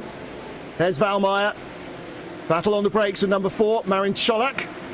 And Cholak gets a little bit of argy-bargy there, and that didn't help the 71 car at all of Jonas Valmeyer, as he's being passed around the outside. Let's take a look at our Vodafone replay. Yeah, it's down into that Melbourne loop then, and it all just concertinas up, as we've seen time and again, and Valmeyer just getting caught up. It slows down Cholak into the back of him and gets slowed down, spun around, and he's dropped down. If somebody is used to pack racing, it's Marin Cholak, that's for sure, from his touring car days, but he is having a little bit of issues in this week, but Jonas Valmeyer seems to be having some issues himself, dropping down the order here. He doesn't seem to be that comfortable behind the car at the moment. There's a little bit of a stopper in the bottle, isn't he? Currently, he's being chased by Marc Perez. So the Spaniard trying to find a way through, the Catalan driver. Last time out, we were at his home circuit, Circuit of Catalunya in Barcelona. And he is chasing hard. Sebastian Job out front by just 0.7 of a second from Sanchez.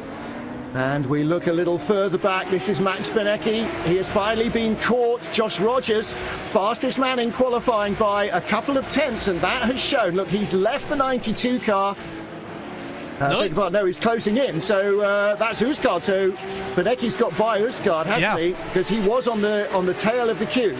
So yeah, he was. Red, white, and black cars confused. Yeah, he's made his way past Usgaard then on that lap and got ahead. Usgaard won't give that one up though. He's a bit like a bulldog with a bone. He won't. He'll fight you off for that one. But down through the cranny curves. He's not quite close enough to make any moves yet, but there's still plenty of time. There's still over half of this race remaining. As you mentioned, Josh Rogers, he is slowly closing in on these drivers. He's half the gap, hasn't he? Yeah, he's only 1.5 seconds behind them now, so he's really getting the hammer down here. Yeah, and he's in clear air as well. They're fighting each other, which slows them down a fraction, but when they're not actually trying to outbrake each other, those 3 cars together are just working a little bit more efficiently in the air than Rogers is on his own. So Castroledo, Benecki and Usgaard, but Rogers is closing in and he has left Anderson behind him. So there's no chance at all that Josh Anderson is going to catch him in that bright red 36 car. Josh Rogers is the man, I'm sure, with the fastest laps at the moment.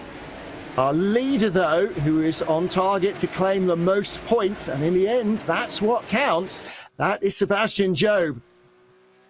So on board with Rogers.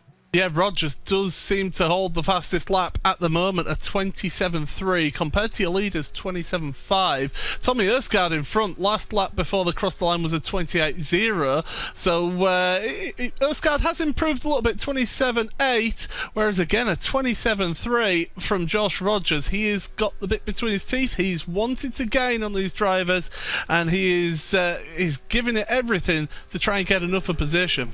I tell you what else, Sebastian Job has just gone in the last 2 laps from 0.7 to a full 1.1 seconds clear of Alejandro Sanchez. So he's found 0.2 on each of the last 2 laps on Sanchez. Job is now starting to stretch his legs away in front. And that's great timing because Sanchez is being caught by Castroledo, Benecki, Usgaard, and here comes Rogers as well. So Job wants to be clear of what will turn out to be, in the last lap, undoubtedly, a 5-way battle for the other podium spots. Sanchez with the blue and turquoise at the moment safe from attack. Castroledo, though, with Benecki right up behind him, is going to have to get a move on, or he is going to fall victim to Max Benecki and lose that podium spot. And for Ricardo Castroledo, first podium of the season is awaiting, but he's got to hang on another 6.5 minutes, so that's probably another 4 laps in the Donington Park Grand Prix circuit. Yeah, when you consider they're doing laps 1:27s, so they're just under the 1.5 minute mark. So yeah, you're about right with the amount of laps remaining in this one. But Sanchez, as I say, I've been impressed by him in the second half of last season, and he's had a bit of misfortune at the start of this season. But now he's in a good, strong position, second place. He did start on pole position, so he won't be happy losing that one at the start there. But Castrolado is slowly just reeling him in. He seems to have the quicker car, quicker setup. Maybe these drivers thinking about the longer race and getting the setups for the further into the race, as Dame Warren, we're getting reports, has had an incident right down at the back end of the field. Well, that's not great for our points leader, and he's got there by consistently being in the top 8. Let's take a look at the Vodafone replay. Well, 3-1 is not going to go here. I think we can predict what's going to happen. Dives down the inside, and contact from behind, turns around that was a little unfortunate. I think it was Gregor Hutu that ended up turned over there as well, so he's had to take a tour back to the pit lane. Number 3 down the inside. Great late breaking move down into Melbourne hairpin for Setsos. Yeah, Sindre Setsos have the strongest start to the race. He qualified pretty well inside the top dozen, but that now moves him up only into, what is he now, 14th place, 13th place. So Sindre Setsos, another classic Donington Park manoeuvre. And that is set up when you get a good exit onto the Melbourne hairpin through the Fogarty's S's, and then around the Melbourne loop. That gives you the run up the hill into Goddard. So Sindre Setsos now setting sail to try and chase down car number 5, and that is Martin Krunke from the Viras Coanda Simsport team. I'll tell you what, he's going to have a bit of a task on to catch up to Martin, because he's 2.5 seconds behind at the moment. So with less than 4 minutes remaining, I think it's a case of damage limitation now, just trying to pull that gap on Bobby Zelensky. But Bobby is under pressure now from Thibaut Casabon and also Alexander Thieb as well. So 2 drivers behind Bobby Zelensky, really pushing on and pushing hard as we get a split screen. We get to see 2 battles at once as Ricardo Castrolado a bit compromised through the Melbourne loop. Yeah, he was, and so a good run coming up the outside, but again Castrolado with the inside line with the red and white colour, so he just hangs on, doesn't he?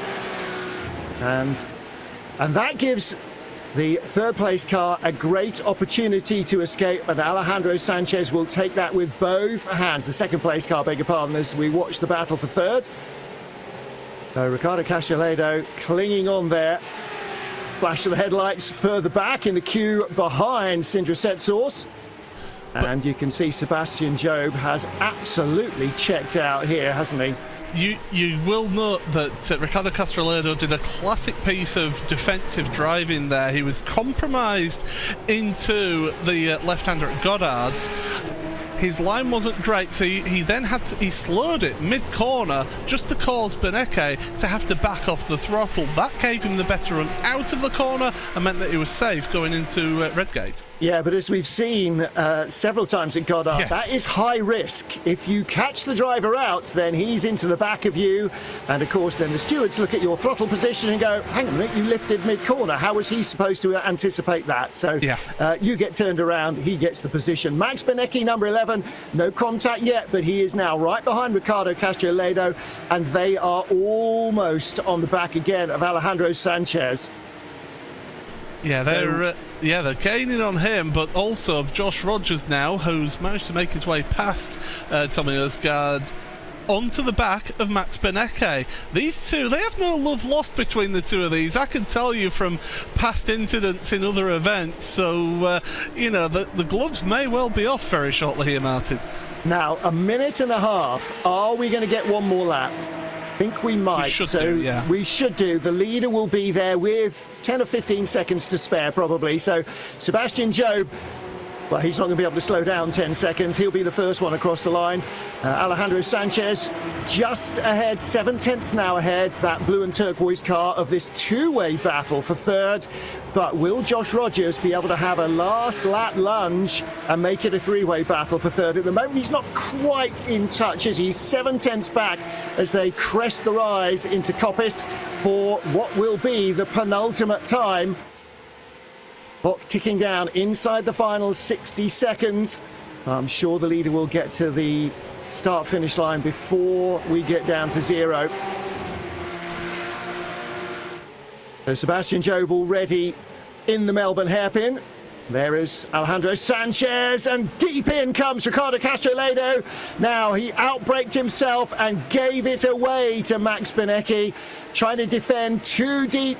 Benecchi making sure he goes the long way round the outside. Max Benecchi up to third. Ricardo Castro-Ledo now having made that mistake. Josh Rogers will smell the blood in the water, and across the line for the final time in this race, Sebastian Jobe, the leader from Alejandro Sanchez, and with the changes behind him, Sanchez should be safe for second unless he bins it somewhere, but it's all up for third place.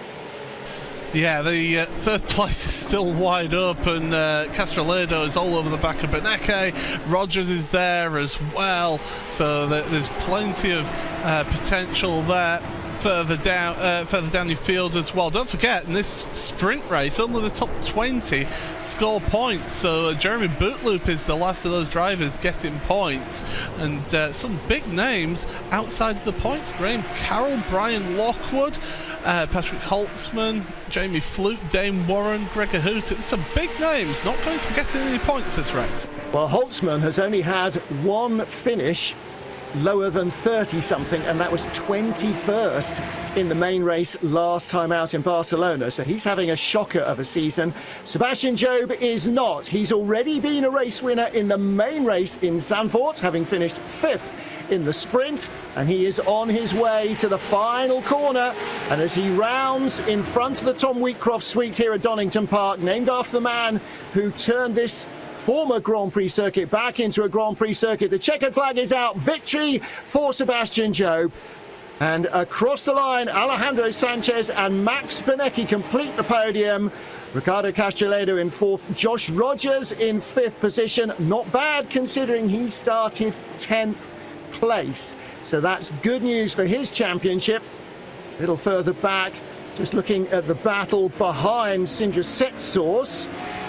And coming across the line, there's number 23 car, Alexei Usiakala.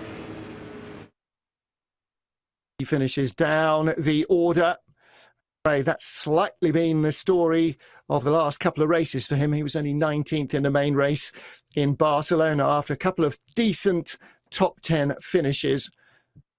So here we go, Sebastian Jobe, our race winner in the sprint race here in Donington Park. Alejandro Sanchez, Max Benecchi complete the podium. Benecchi's 3rd straight podium visit. Ricardo Castro-Ledo, Josh Rogers, Tommy Usgaard ahead of Josh Anderson, David Williams, Christopher Dambeats and Jeff Chiassi, the Brazilian, rounding out the top 10. And those two very close together as they raced in pack formation to the line. A little bit further back, we saw Sindre Setsource getting clear of Bobby Zelensky, and behind them you have to look a long way down for some of our front runners. Dane Warren, Brian Lockwood, and Graham Carroll as well, also lost out very heavily in the first race here in Donington Park. Graham Carroll, the least bad of their results, 26th. That's a total write-off, basically. Dane Warren, last of the cars that was running on the final lap. So an utter disaster there for the championship leader, just as he was starting to build a little bit of consistency into his season. Paul Smith, you've got to put that behind you right now, no matter how good or bad you were, whether you were a hero or a zero, because race 2, twice the length, twice as difficult, is coming up fast. Yeah, it is coming up fast, and these drivers, they've got a longer race, a 30-minute race, so plenty of time to make moves forward, and they don't have to be quite as fast and frenetic, although, to be honest, we want to see it fast and frenetic to keep it entertaining, that's for sure, but these drivers never hold back and never give us anything but entertainment out there today. Well, they will undoubtedly be absolutely flat out. There's no hope of staying consistent in this field if you're not driving it right on the door handles. So that is exactly what they will need to do. In our 30-minute race, you start where you finished, and that is a real double jeopardy deal. So for Dane Warren, for Graham Carroll, for Brian Lockwood, not only do you lose points in race 1, but you start way back in race 2 as well. The good news, in the second race, the points go a lot further down the order, but they are very much fewer than if you're still up at the front. So this is a great chance for Josh Rogers, Sebastian Job, who came here 3rd and 6th in the championship, last year's 1st and 3rd place men, and Max Benecki from 8th in the championship, last year's championship runner-up. Great chance for them to add to their point score. Well, thank you, Martin. Thank you, Paul. They'll be back in just about 5 minutes' time as we are going to have our Tag Heuer mid-race break. It's myself, Will Vincent, here, along with Connery Maddock. And Connery, you know, it's almost as though we know what we're talking about. Once every so often, we said lap number 1 was going to be chaotic. We saw a huge incident down at the S's, turn number 9, that basically took out of contention your championship leader in Dane Warren. We said that Sebastian Job was going to be strong here. Well, absolutely dominant, winning the sprint race here today. I will say it's been a case of good, bad and ugly for some of these teams, and it's going to make for a very exciting heat number 2, our feature race with, of course, prize money on the line. Yeah, that was a great little preview for what we'll see in the feature race, but you're absolutely right about Dane Warren being taken out early. Just as we were in the pre-show singing his praises about how consistent he's been throughout the season, he gets tangled up in a early race incident there with Patrick Holtzman, who also has, he's kind of had the opposite season to Dane Warren so far. It's going to be yet another awkward one for him to try and take. So he's basically looking to try and keep himself in the series for next year now. I think a top 5, top 10 finish in the point standings has probably gotten away from him at this point. But I'm looking forward to this feature race, that's for certain. Good finishes for Benecki, good finish for Joshua Rogers as well, which has been kind of needed considering, at least for Josh, how poorly Catalunya went. So he's back on the right foot now, and Benecki continuing on his form from round number 2 with that double race win. But for Sebastian Job, though, a brilliant drive at the front of the field. He picks up a sprint race win for himself. It's actually his first sprint race win of the season. Of course, he had one other win that was in the main event of round number 1. Yeah, and I'm very bad at maths, but I've got the feeling, having a look through the Heat 1 result, that actually Joshua Rogers has moved himself to the top of the championship because of the fact that Brian Lockwood had such a disastrous race in race number 1, and the fact, of course, Dane Warren had such a disastrous race in race number 1. So this is what we talked about in terms of consistency. Consistency is everything. And Connery, very quickly in race number 2, you can go for the pass down in sector 3, in sector 1, but do you really want to sacrifice a potential chance at a top 10? Yeah, that's the thing. You just got to make those passes done very quickly and efficiently. You can't be stuck in a side-by-side battle for too long, because this track especially does punish you for doing so. It's it's much better to run of course the single racing line. It's probably one of the most obvious statements I'll make all day, but yeah, as long as you're maybe out just inside the top 10 here, you might still have a chance at a podium depending on how this race start goes, and if everyone keeps things clean. But yeah, it seems like the final sector has really played a big feature in how the racing has gone today, and that's not entirely a surprise. So, just a reminder that the second of our 2 races here today in the Porsche Tag Heuer Esports Supercup is 30 minutes in length. More points, of course, on the line for this, but also prize money as well. $1,000 to whoever is victorious in this 30-minute feature race. And the sprint races, we often see more frantic activity because of those reverse grids for the top 8, the inverse grid for the top 8, but also because it's a short 15-minute race. This track, if you are methodical and consistent, this can really be a place for you to shine. You've got to make sure that you get yourselves a good starting position, a good launch off the line, of course, but then make sure you just keep it together and get into a rhythm for those opening laps. After that, you can start picking off the drivers one at a time, one at a time, one at a time. So expect to see Max Benecke settle into a rhythm. He could be fighting for the win at the end of this race. The same for Ricardo Castrolado and for Joshua Rogers. There's a couple of other names in this mix. Joshua Anderson is one that stands out for me in P number 7. I've got a feeling that he, could be getting a top 5 at the end of this one. But with that, let's hand it back to your commentators, Paul Smith and Martin Haven. Thank you, Will. Thank you very much indeed. Yes, let's get ready to rumble for this second main race. 30 minutes of fast and frantic action around the Donington Park Grand Prix circuit. A beautiful East Midlands sunny afternoon and the perfect playground for the guys who scored strongly in the first sprint race. And at the moment, my maths has Josh Rogers leading on 108 points, Sebastian Job second on 105. Dane Warren came in here with 103 points, did not add to that. Brian Lockwood in second did not add to his 99, and Sindra Setsource has not got close enough. So I think Josh Rogers, Sebastian Job are our top 2. Job, the winner of the sprint race, there are 50 points, not 25, up for grabs in the main race. And points go all the way down to 25th place. So for those who lucked out, Dane Warren, Brian Lockwood and Graham Carroll, to mention just a few, there is a chance of redemption, but they are a long way down our grid. Are we going to have like a maths battle between yourself and Will? No, because I'll always lose. Anybody who's ever heard me talk about anything knows that my mental arithmetic is neither mental nor arithmetic. Never add up live on air, and God help me if I try and subtract.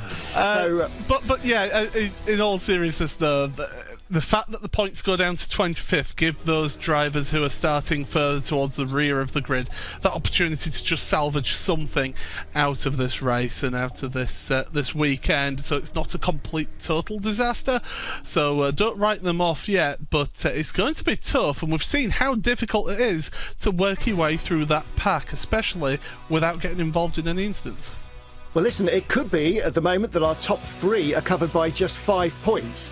So bear in mind, every single point you earn could move you one position up the order. And this $200,000 prize fund, double what it was last year, does not all go to the winner. It trickles down as well. So every single point you earn now and in every race moves you a little closer up the order to the big money. All right, well, it's time now to take a look at our race grid, and they will start in the same order in which they crossed the line just a few minutes ago after the sprint race, and that means that Sebastian Job will be the man on pole position. He was on the outside front row in the sprint race and managed to get ahead of Alejandro Sanchez to take the lead of the race. Sanchez perhaps would have preferred to win it in the first corner, but he was damn sure that he didn't lose it in the first corner. So it's Job and Sanchez on row 1. Max Benecke and Ricardo Castrolado recovering his season on row 2. Josh Rogers, the points leader, and Tommy Usgaard on row 3. Josh Anderson and David Williams on row 4. And Christopher Dambeats and Jeff Giassi on row 5. We'll scroll through quickly because we're looking for the men who were our championship leaders. And Graham Carroll down there. So too Brian Lockwood and Dane Warren. They've got a lot of work to do. I'm Martin Haven. Paul Smith joins me as we get ready for the main race here at Donington Park. Number 22 with the Red Bull livery is our pole sitter, Sebastian Dobe. Alongside him, blue and turquoise, Alejandro Sanchez, and away we go. And already a big jump away at the start. On the outside and down on the grass, looked like a good getaway for Christopher Dambeats. He might have picked a position up, but through into second place goes Max Benecki. Really important for him and his championship hopes to get ahead of Alejandro Sanchez early on. And Josh Rogers is right in the mix, looking as the top 6 start to break away to the old hairpin, Paul Smith, to try and get onto the podium again. Oh, Benecki was a little bit fast into the old hairpin there, compromised his line. That's going to put him under pressure from Sanchez, who's going alongside him. Sanchez not giving this one up. Contact between the two of them. Benecki's off wide at McLean's, and before you know it, most of the grid are making their way past him. Oh, that's going to really sting, because he's had another 29 minutes of fluent swearing at himself for that error. He's dropped behind Jeff Gyasi, who was at the tail of the top 10, so that's how far he has dropped. Sebastian Jobe with a handy advantage, and the stopper in the bottle is that blue and turquoise number 47 car of Alejandro Sanchez. But for how long? Because right behind him is last year's champion 92 Josh Rogers, piling on the pressure immediately. 3 wide, yeah, that'll work. It always works on lap one. How dare you question them? It's absolutely fine. See, they've managed to get through cleanly without any contact whatsoever. But I think that's more by accident. It's more by accident than by design, that's for sure. But again, through Goddard's, it's tricky to get through that safely. And one driver, Anderson, I think it was, just getting caught out in all of that. Number 3, Sindre Setsource, getting away from them, and Martin Kronker with the white and green. Number 5, he is just behind, so Setsource sort of covered himself in butter there and slipped through. Sebastian Jobe leads the field down the Craner curves for the second time. The camera makes this look relatively flat. It is relatively not at all. Let's take a look at this battle. Benecki goes inside, and you said he just made the move too early. There was contact there in McLean's, and he lost out big time. Yeah, it was and that all started at the old hairpin. He carried too much speed, as you mentioned at the start of qualifying. If you carry too much speed through the old hairpin, you run out wide, and it compromises you all the way up there, up into McLean's, and that's exactly what happened there. And it's pushed him all the way down. He's now 9th place, so he's managed to be ahead of Sindre Setsource, and he's only right behind Jeff Gyasi, who's in 8th place. In fact, make that up into 8th place for Benecki now, as well. Look at this, Sanchez and Rogers side by side into the Melbourne hairpin. Well, Sanchez defending almost before he was out of the Fogarty's S's. He was so early to go down the right-hand track just to shut that door to Josh Rogers. So for Sanchez, he's gone from the frying pan to the fire, hasn't he? Last year's championship runner-up was attacking him. Now last year's champion is the substitute, so he's having a go as well. Josh Rogers in the red, white and black 92 car in 3rd. Ricardo Castro-Ledo in 4th position. 24th in the points coming in here, Ricardo Castro-Ledo, with 1 top 10 finish in the first race in Zandvoort. So Ricardo Castro-Ledo on fire here in Donington Park. 5th is Usgaard, 6th position Dambeats, then Williams, Benecki and Gyasi. Setsource now on the Brazilian's tail at the back of this long gaggle of cars. I will say it's great to see David Williams up there in the top 8. The Englishman has not always had the best of luck in this series, and great to see him up there challenging as we look back. And it's once again, it's Jonas Vollmeyer with Johan Haaf, Matt Perez, Brian Lockwood, Jack Sedgwick, Dane Warren. They're all together in a queue as Vollmeyer going very defensive into Coppice. Well, that's not going to work. If you're offline in Coppice, you are dead in the water down the straight that follows it. And that's really important for Brian Lockwood. Don't forget, he came in here just 4 points off the series lead, and he needs to get every single point he can. Number 10 car down the inside, Jack Sedgwick. Did that work for him? Well, he survived the chicane. I think he did get by, didn't he? That's Dane Warren right behind him as well, the man who was our points leader coming in. So they're starting to work their way back up into the points. And again, it may not be a lot, but it's better than a 0.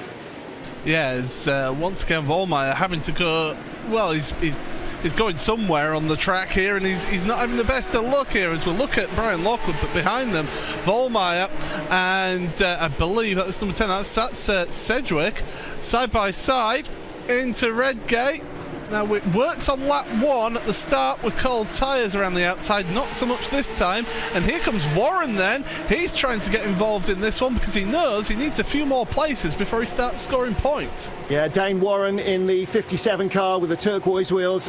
He's just got to keep knocking on the door. He's got to be cautious, but not too cautious.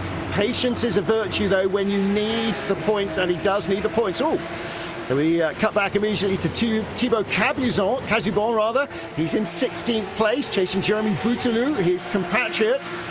Cabizon 2-1-1, Bouteloup 2. And they are 15th and 16th behind Kevin Ellis Jr.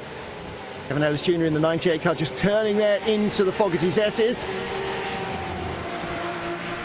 They've lowered the curbs there in the last 2 or 3 years, so you can really ramp the car over those curbs. It used to punch the suspension through the inner wings, frankly, in the old days. But I remember seeing the old tyres set into concrete there as well to discourage you from cutting the chicane. So it has improved safety-wise, but I'm sure the drivers, the teams are appreciative of not wearing out suspension parts as well. I'm sure the drivers as well, because if you hit a tyre stack, it tends to rip the entire side off the car. Somebody's got turned around behind as we watch the progress of Vollmeyer.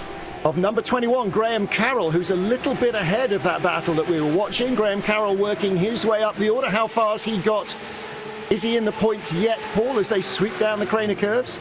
Graham Carroll, 19th, so yes, in the points, so he's getting some points. Here we go, looking at Vollmeyer and Jack Sedgwick it was, and Sedgwick, I believe, has been involved there. And on the inside is Dane Warren, and he gets 2 places.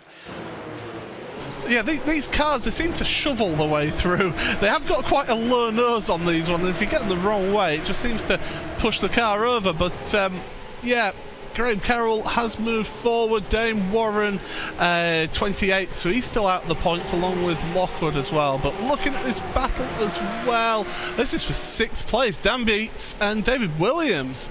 19th place in the points coming in here, Christopher Dambeats and David Williams, as we said, down in 27th, 28th position. So Christopher Dambeats, whose best result was last time out, the main race in Barcelona, top 12 finish in 12th position. But for David Williams, it's barely in the top 20. British driver, but now lives in Germany, does all his sim racing from there.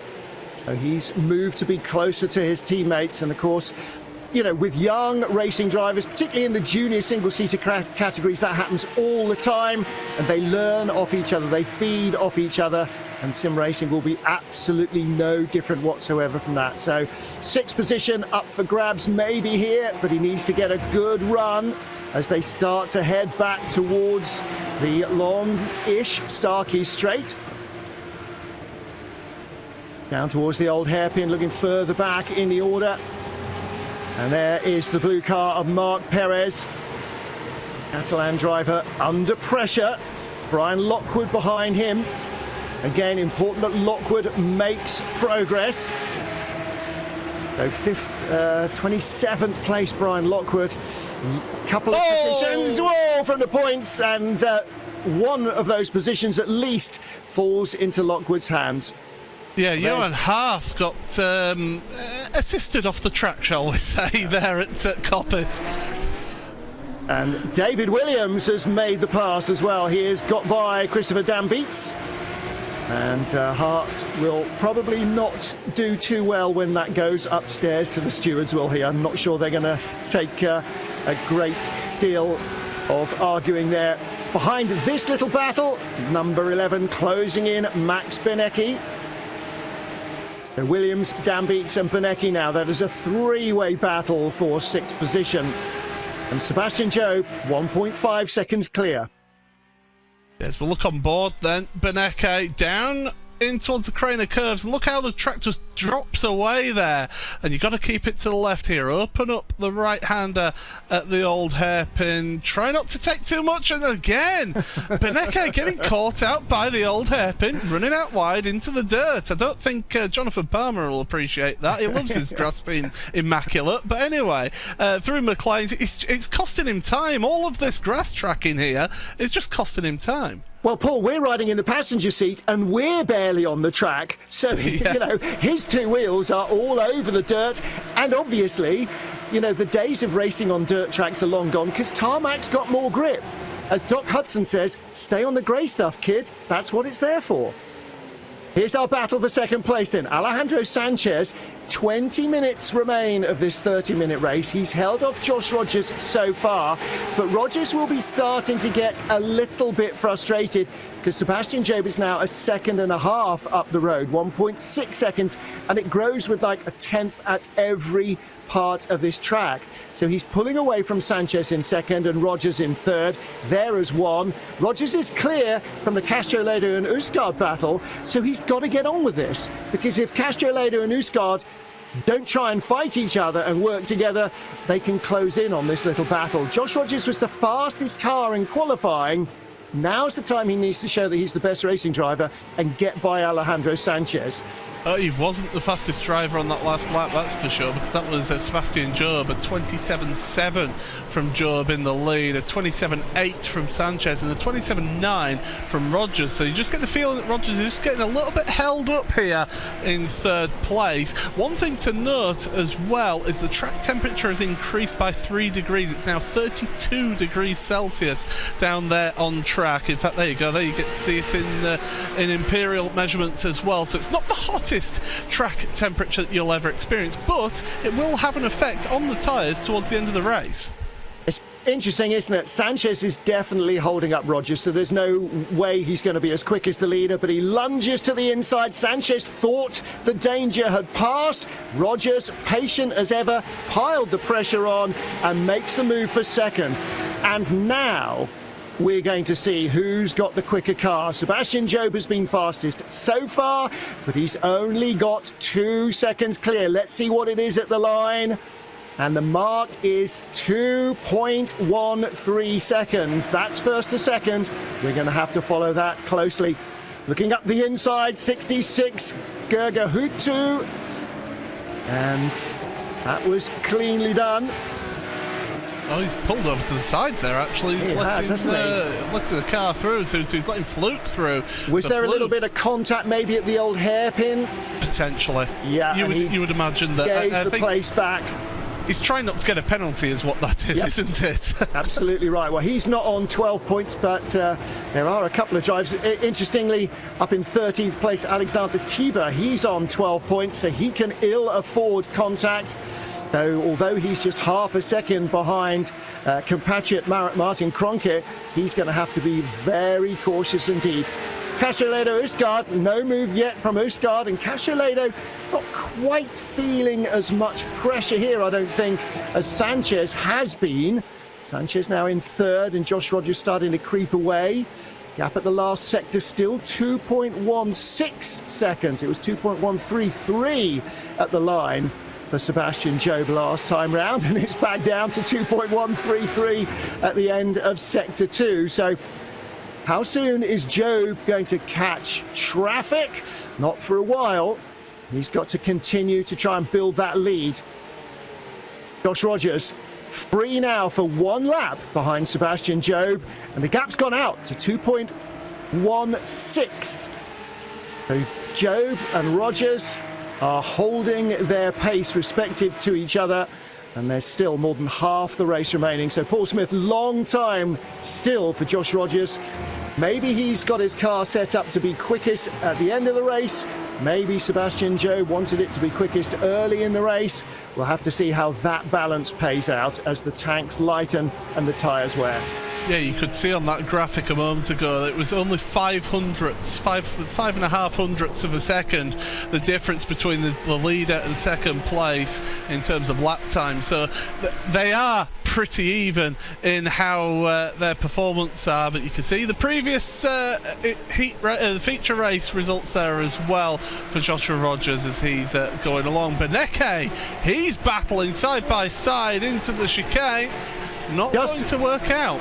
Just held on to that, didn't he? He had a big slide going in late on the brakes, desperately late on the brakes behind David Williams for 6th position. Didn't quite get by. He's got by Christopher Dambeats, so he's now up into 7th. Max Beneke, don't forget, had a shocking weekend. 37th and 27th in the 2 races in Zandvoort. Turned that around with, first and first in the 2 races in Barcelona. So that really set his season back on an even footing. And now he's trying to close in a 25-point gap to the leaders. And it's important that this race goes well for him. I've been keeping an eye on the championship leader after the first 2 weeks of the championship, how he's getting on. 22nd he's now in his Dane Warren, so he's going to be scoring 4 points there. He's got about 1.5 seconds to Bobby Zielinski, the next car in front of him, but then in front of them is a bit of a queue of traffic, so if he can get caught up to Bobby and get past quickly, he has got the chance of maybe progressing forward that little bit more as Beneke once again putting the pressure on into Coppice, getting that wide line, and do you know what? This one's going to work this time. Yeah, not clear left, not clear right. The spotters would be shouting at each of their drivers, but Beneke's got the inside line here. Doesn't matter how late Williams brakes, he's never going to be able to come around the nose in such a tight chicane as the S is there. And so Max Beneke moves up another spot. That's a really important move for him, up into 6th position. Williams still not giving it up. David Williams, the British driver. But he now has company from behind with Christopher Dambeats, and Dambeats having been passed by Beneke, Williams having been passed by Beneke. Beneke's now going to try and check out and leave them to sort out themselves, and the battle with Jeff Gyasi, the number 7 car behind. Sindra Setsource is there as well, car number 5, Martin Kronka. So it's a long queue, and Beneke has worked his way pretty much past all of them. Now he absolutely must leave them behind. He's not going to catch the cars in front, but he can't afford these guys, Williams, number 31, and the rest, to come on strong later in the race. Cutting back to Graham Carroll, Red Bull car number 21. What's his position in our overall standings, Paul Smith? He's, down in 17th, so Carroll working his way through the grid. He's got about 2 seconds in front of him before he gets to Thibaut Casabon. So he's got a bit of work and a bit of time. There's still time remaining though. We've just dipped under 13 minutes remaining in this race, and this is the point where you are going to starting to feel the effects of the tyre wear and the heat build up in these tyres now as we go and progress on towards the end of this race. So this is where different setups, different driving styles will then show in this final third of the race. Yeah, kicking up the dirt there at the tail of this little queue. Mitchell de Jong, the car running out very wide over the curbs and onto the grass. But at the front of it in 17th place is car number 21. So Graham Carroll starting to pull himself up the order. The Scot from Edinburgh in the Red Bull Racing Esports team. Teammate Sebastian Job from East Grinstead leading the race. Graham Carroll just trying whatever he can to mitigate against that big hole in the points that was the torpedo move on him, or that caught him out in the first sprint race. And it is double jeopardy. If you suffer in the sprint race, then you are jinxed for the main race as well, and you have a lot of work to do. If you have a problem in the main race, there's double the points, but at least you don't then have another race that catches up with you. 58, Tommy Usgaard. Usgaard in 5th place behind Ricardo Castro-Ledo. And the two of these coming in, Usgaard 5th in the points, and Castroledo 24th in the points. Ricardo Castroledo only with 20 points from 2 sprint and 2 main races, and Usgaard was 61 points ahead of him as they started this Donington Park race day. So he can afford to let Castroledo stay in front of him, but his problem is that Job and Rogers were, well, one was just ahead, one was just behind him. They're both going to score more strongly. So Usgaard, if he wants to take the lion's share of our huge prize pot of nearly $250,000, he needs to get a hurry on and try and get by Ricardo Castroledo and then try and set sail after Ricardo Sanchez. I was going to say, if they don't fight each other, they could potentially catch up to Alejandro Sanchez and push on for second place, but I don't think they quite got the pace there between the two of them. They were about 7/10 of a 700ths, should I say, slower than Sanchez on that last lap. So they're about even between the two of them, but look at the gap between your front pair of Job and Rogers. 2.1. It's just stuck around that 2.1 second margin. They seem to swap lap times here and there by a tenth or so. So Rogers is doing all that he can, but he's just not able to gain enough of an advantage to be able to really reel in your race leader Sebastian Job. And the problem for Josh Rogers is he needs to be finding not 25 thousandths, he needs to be finding 25 tenths per lap, and he can't. Sebastian Job is just holding him at arm's length, and Rogers is in no way close enough to even contemplate trying anything. Unless Job's pace really drops off as we head into the final third of the race, then Rogers is not going to get close. However, bearing in mind the first weekend, the Barcelona weekend that Josh Rogers had to struggle through a little bit, then, you know, points now is really, really important. Alejandro Sanchez clears traffic and does so nicely. And actually, Sanchez's pace, Rogers has been ahead of him for half a dozen laps, and he's only got 2 seconds away. I think Sanchez has got one of the quickest cars out there. He was holding Rogers up, but not by much. Rogers is in clear air. I'm not sure that Castroledo and Usgaard, even working together, are going to catch Sanchez much before the very final lap. And that might not be enough time to do anything about him. So, yeah. That was UC Okola backing that car in like a MotoGP bike, backing it into Redgate there. He tried to get that swap on Jamie Fluke. This is all battling over 29th. And look at him. He's wild through the corners there, but he seems to have the pace over Fluke. Oh, they almost make contact there. Well, Fluke ran really wide at the old hairpin, and UC Okola chasing the throttle just a little too eagerly as they come over the rise in McLean's. It's tighter than it looks from the external camera shots, and just spun the car up, and away it all went. So Jamie Fluke was making mistakes, but UC Okola made a bigger one.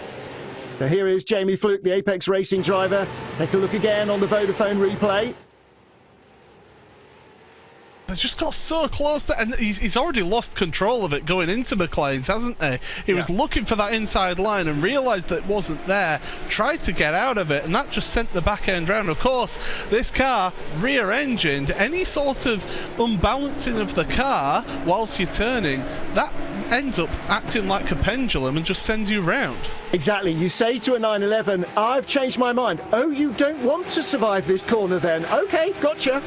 And that's exactly what happened. I mean, luckily for Jamie Fluke, you know, if they'd been battling anywhere further up the order, it would have been just as lucky.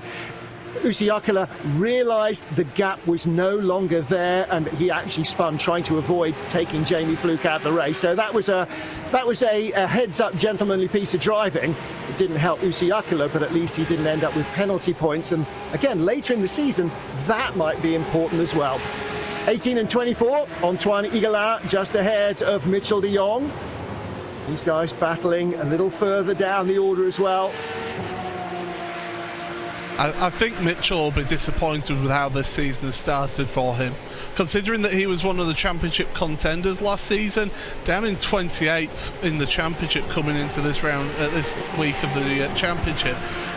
And it's not really gone any better for him either, has it? It's just seemed to be stuck in that second half of the grid, and maybe not quite gelling quite as well as he did with the car last season.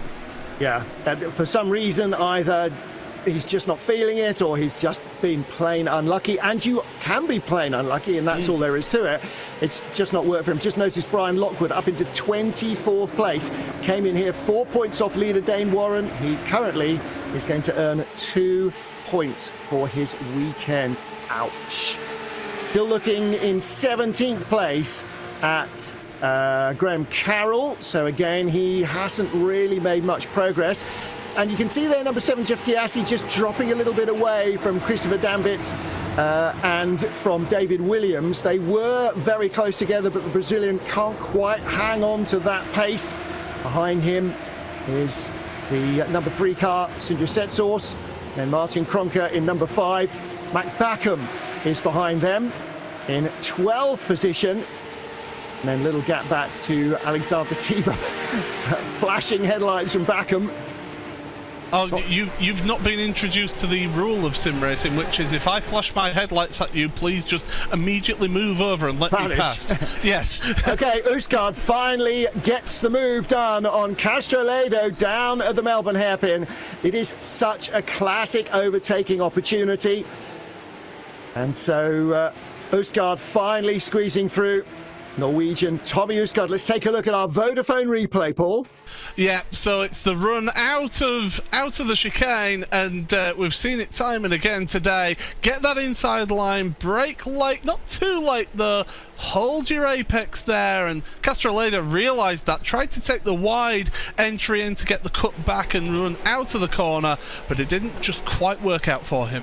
Yeah, must have carried too much speed into the S's there and gave it away. And that was full hashtag send it, wasn't it, there from Tommy Usgaard up to 4th place. Be interesting to see now if he can really pull away from Ricardo Castrolado. There's about 4 or 5 tenths between them, maybe 6 tenths between them now. Oh, Jeff Giassi under pressure. Or applying the pressure, I thought we saw. Meanwhile, a little further back down the order. Warren. 57, Dane Warren starting to close in as he moves up the points a fraction.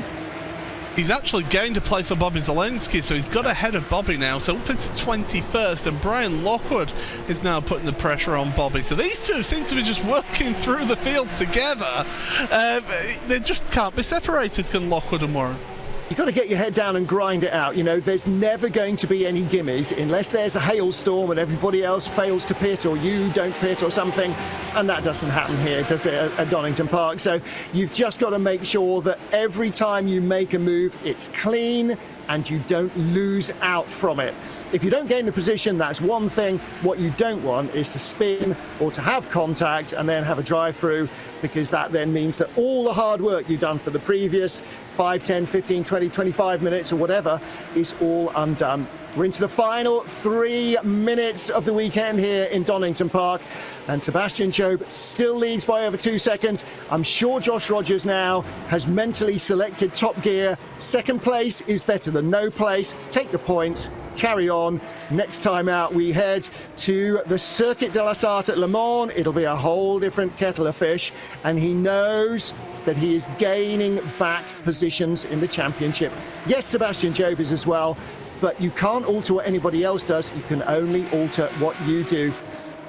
So it's important for Rogers to consolidate here and get that position. Castrolado has now been caught by, well, hasn't been caught, has he? No, he's ahead of Benecki and Williams.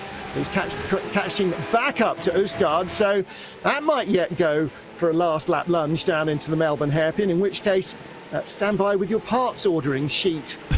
I just want to see a huge plume of smoke and a tyre being absolutely abused as he slams on into the brakes into the Melbourne loop. The classic view of race cars with a desperate lunge on a final lap. That's what I want to see from Castrolado. Give it a go, sunshine. You never know, it might work out for you. Although actually, what might work better for him, because we saw that Usgaard was very good under brakes there. Castrolado closed right up into Goddard's that lap. Yeah. It might literally be a final corner shout. Last 2 laps, so we're in the penultimate lap of the race. Let's go on board. riding with Ricardo Castro-Ledo down into the old hairpin. And again, you saw Tommy Usgaard going out very wide left to flatten out the old hairpin, carry that speed, because it takes you all the way up through the Schwantz curve and into the right-hander at McLean's. You can see the different line that Usgaard was taking into McLean's there as well. Didn't really take it out to the left on the entry to that corner. So the different lines being taken by the two different drivers, obviously with how their setups are and how they drive as well, these cars coming into play in that. All right, penultimate time through Foggy's S's and down the Melbourne hairpin. And it is not going to be a position where Ricardo Castro-Ledo is going to make a move this lap. He closes in on Tommy Usgaard, but Usgaard will be first on the throttle and will pull away. And for Castro-Ledo, do you have a last lap lunge for fourth, or do you hold on to fifth and not give anything to Max Benecke? Last lap of the Donington Park Grand Prix circuit for Sebastian Job, our race leader. 2.5 miles, 4.02 kilometers separate him from the checkered flag. Josh Rogers 2.2 back, making no progress in the final third of the race and more against our race leader.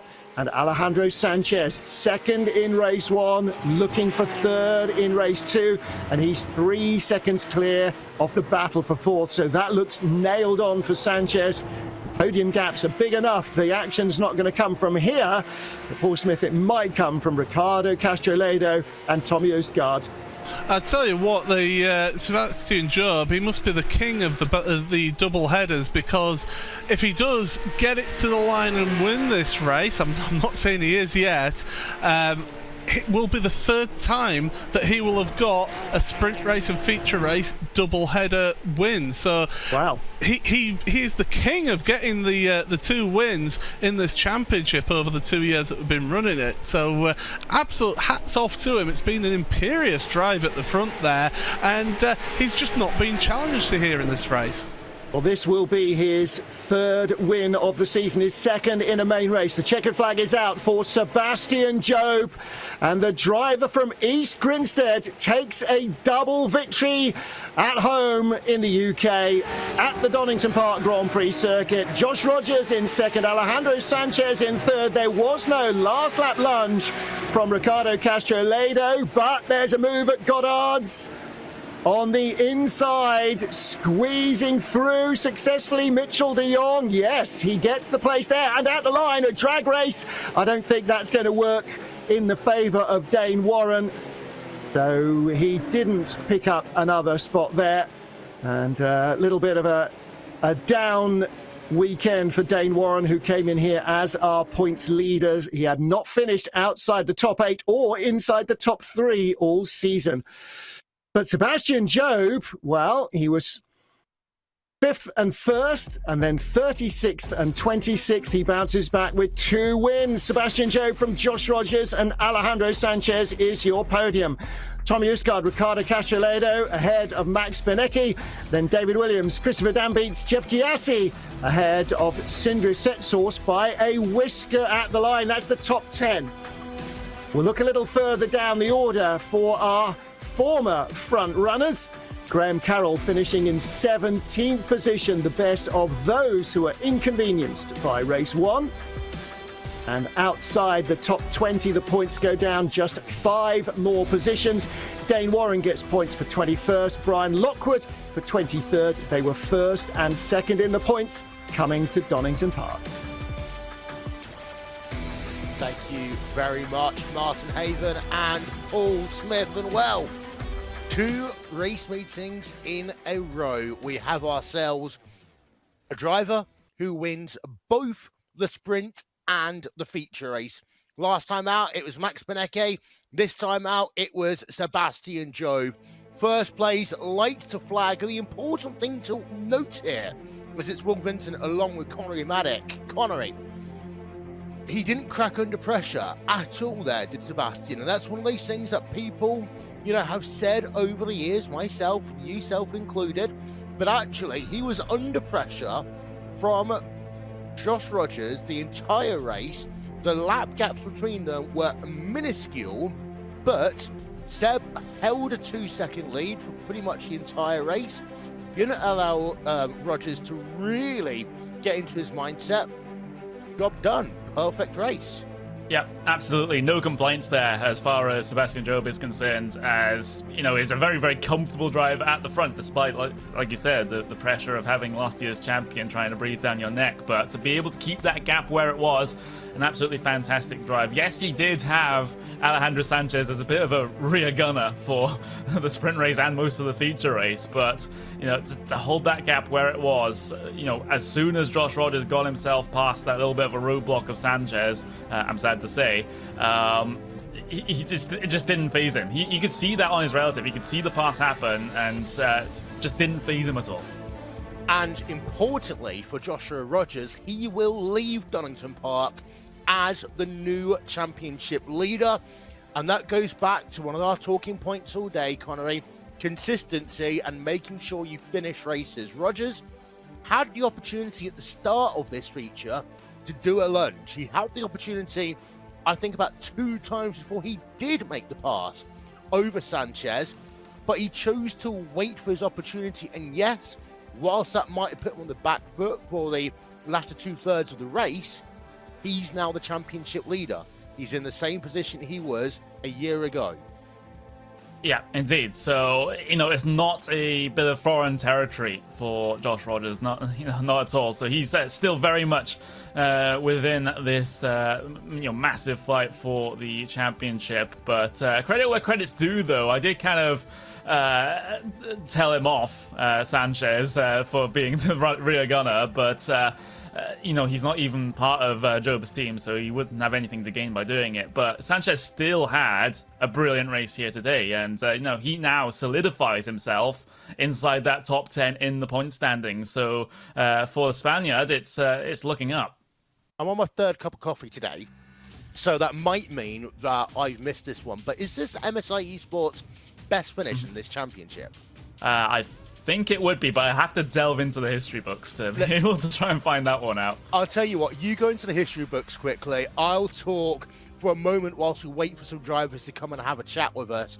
I think that the important thing to know is that the championship is completely shaken up after this race. And one of the reasons for that, as I bring in Paul Smith, is that there's 2 drivers who had a great start to the season who unfortunately just didn't have the race they needed here. And that was, of course, Brian Lockwood, who came in 2nd place in the championship coming into Donington, and then also Dane Warren, who was your championship leader. Both didn't have a weekend to remember. Absolutely. You think Dane Warren getting involved in that incident in race 1 with Patrick Holtzman as well.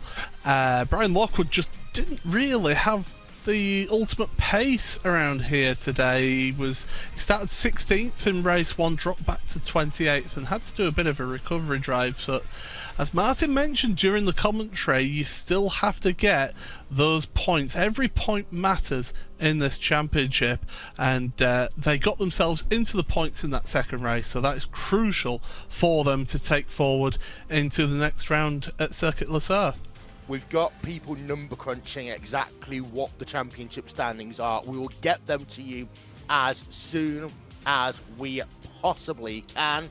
And with that, let's talk to your race winner. Well, he's a double race winner here today. Sebastian Job in the Red Bull Racing Esports car. You couldn't have asked for a better weekend than that after the misery you had at Barcelona a couple of weeks ago. Yeah, I think that that went pretty well. Kind of unfortunate last week 2 weeks ago with Barcelona caught in a crash at the start. But yeah, this is nice to kind of continue on from how Zandvoort went. I think we actually had slightly worse pace than at Zandvoort, but things just fell my way this race or this weekend, and I got a bit more fortunate to qualify on the front row.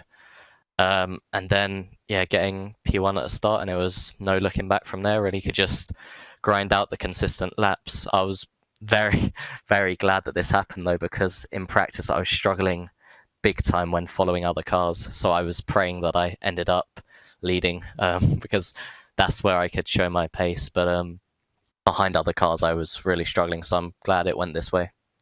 I talked at the top of this broadcast about the fact that I have seen you in countless times at this racetrack in club series, doing laps in various different cars. And of course, this Porsche is a completely different beast to what I've seen you in previously around this racetrack. But how much does that kind of muscle memory and how much does that knowledge of having raced here on iRacing for so many years on a track that actually most people haven't run at that often? How much do you think that helped you here today, especially in terms of that consistency? Honestly, I'm really surprised at how well it went. I was absolutely hating this track in practice. I know a lot of people were really struggling as well. It's a very, very difficult track to drive. In this car, the way it handles over the chicane, it's incredibly bumpy, and you have to hit it at a perfect angle. Otherwise, you're going to lose a tenth, and it's very hard to be consistent with that. I don't know if it helps too much driving it before, because mainly I've driven it on the national layout, which at the chicane turns right instead of left. And the last sector on this layout is the hardest part by far. You know, you can nail the first half of the lap and then lose 3-4 tenths in the last sector easily. So kind of helped, but I wouldn't say it's a deal break, or it didn't help a huge amount, I think. But just because of the fact that it's on a slightly different layout, and I've not driven this layout a huge amount, I definitely would have preferred if we used the shorter one. Well, next time out, we go to what will be for at least a couple of weeks the longest track that we've ever been to in the Porsche Tag Heuer Esports Supercup. Circuit de la Sarthe is, well, quite frankly and honest, a different ball game to anything anyone has raced in a World Championship series like this. Is there a game plan? Is there any strategy that you think might come out? I can say for certain it'll be a lot easier to pass than at other tracks, but I genuinely wonder if you overtake someone on the straight, they'll actually get back past before the end of the straight, because they're so long. So it's going to be a massive load of pack racing. I'd be shocked if anyone manages to break free. They'd have to have a very fortunate run of luck with people having problems behind. So I think it'll look good to watch. Lots of battling, and I don't know. You can have some great pace there, but it's going to be hard to show it for sure. So it's going to be a tricky one. It's like you said, it's completely different to what we've ever had before. So I'm not really sure what to expect at all. Well, thank you very much. Race winner Sebastian Job in the Red Bull Racing Esports car, number 22, winning at one of his home tracks here at Donington. And we have, if I'm reading this correctly, got some championship standings, which we're going to show to you in a second. And Connery, you have got the update on MSI, and I've not gone in completely senile.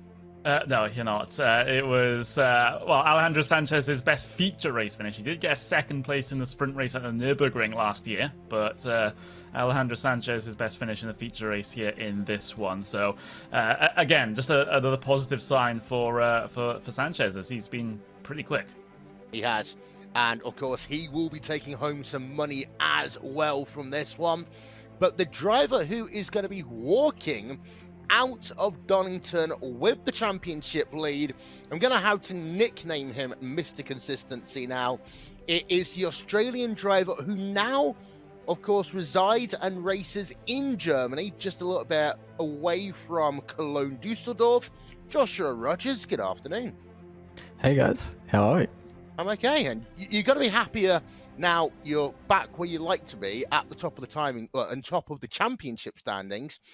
But the question really is, how was that playing on your mind this afternoon, knowing that you didn't have the best start to the season, knowing the fact that some of your rivals hadn't had the best race here today?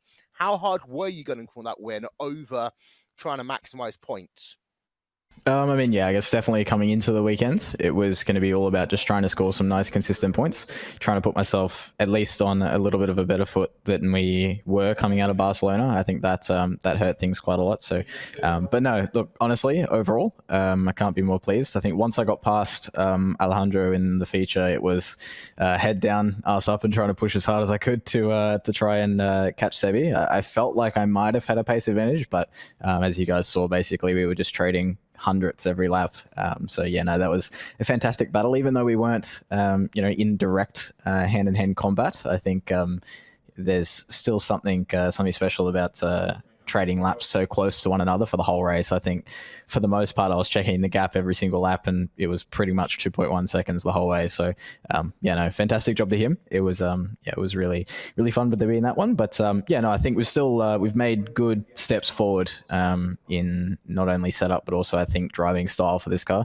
I think that showed this weekend. All the cars from our stable were quite strong. So looking forward to the next one. Obviously, Le Mans is going to be a bit different, but we'll see. Talking about Le Mans, I have no idea how that race is going to go. It could just be absolute carnage and mayhem in terms of drafting. And of course, I've commentated quite a few Indy 500s where it is all about drafting and passing. But are you going to be approaching that race differently because it is such a misnomer compared to all the other 9 races in this season? Definitely, yeah. That's one of those circuits and one of those races where you have to approach it a little bit more, not conservatively, but trying to be a little bit smarter with what you're trying to do, especially when you're battling people and such like that. When you're in a 3-car train and you've got like a second or a second and a half gap over the rest of the guys, if you start battling then and there, once those other guys get into the draft, then you've got like a 10-car train. So it's going to be a matter of trying to drive really, really smart and leaving it to the last minute. I think we always saw that for the BMW 120 races at Daytona. I think that was the case, as well as some other events. Like whenever you've got lots of drafting going on, you always have to approach the race trying to be a little bit smarter with picking and choosing your battles. But it's going to be interesting for sure. I think setup's obviously going to be very, very different for that one. We're going to be prioritizing top speed. So we'll see how things go, but it's definitely going to be in a different approach for that one. Well, thank you very much. That is Joshua Rogers from the Virtual Racing School number 92 car. He sounds a lot happier than I'm sure he would have been a couple of weeks ago, Connery. But I also hear in his voice that he's not ecstatic, but I would almost call it contempt after this weekend.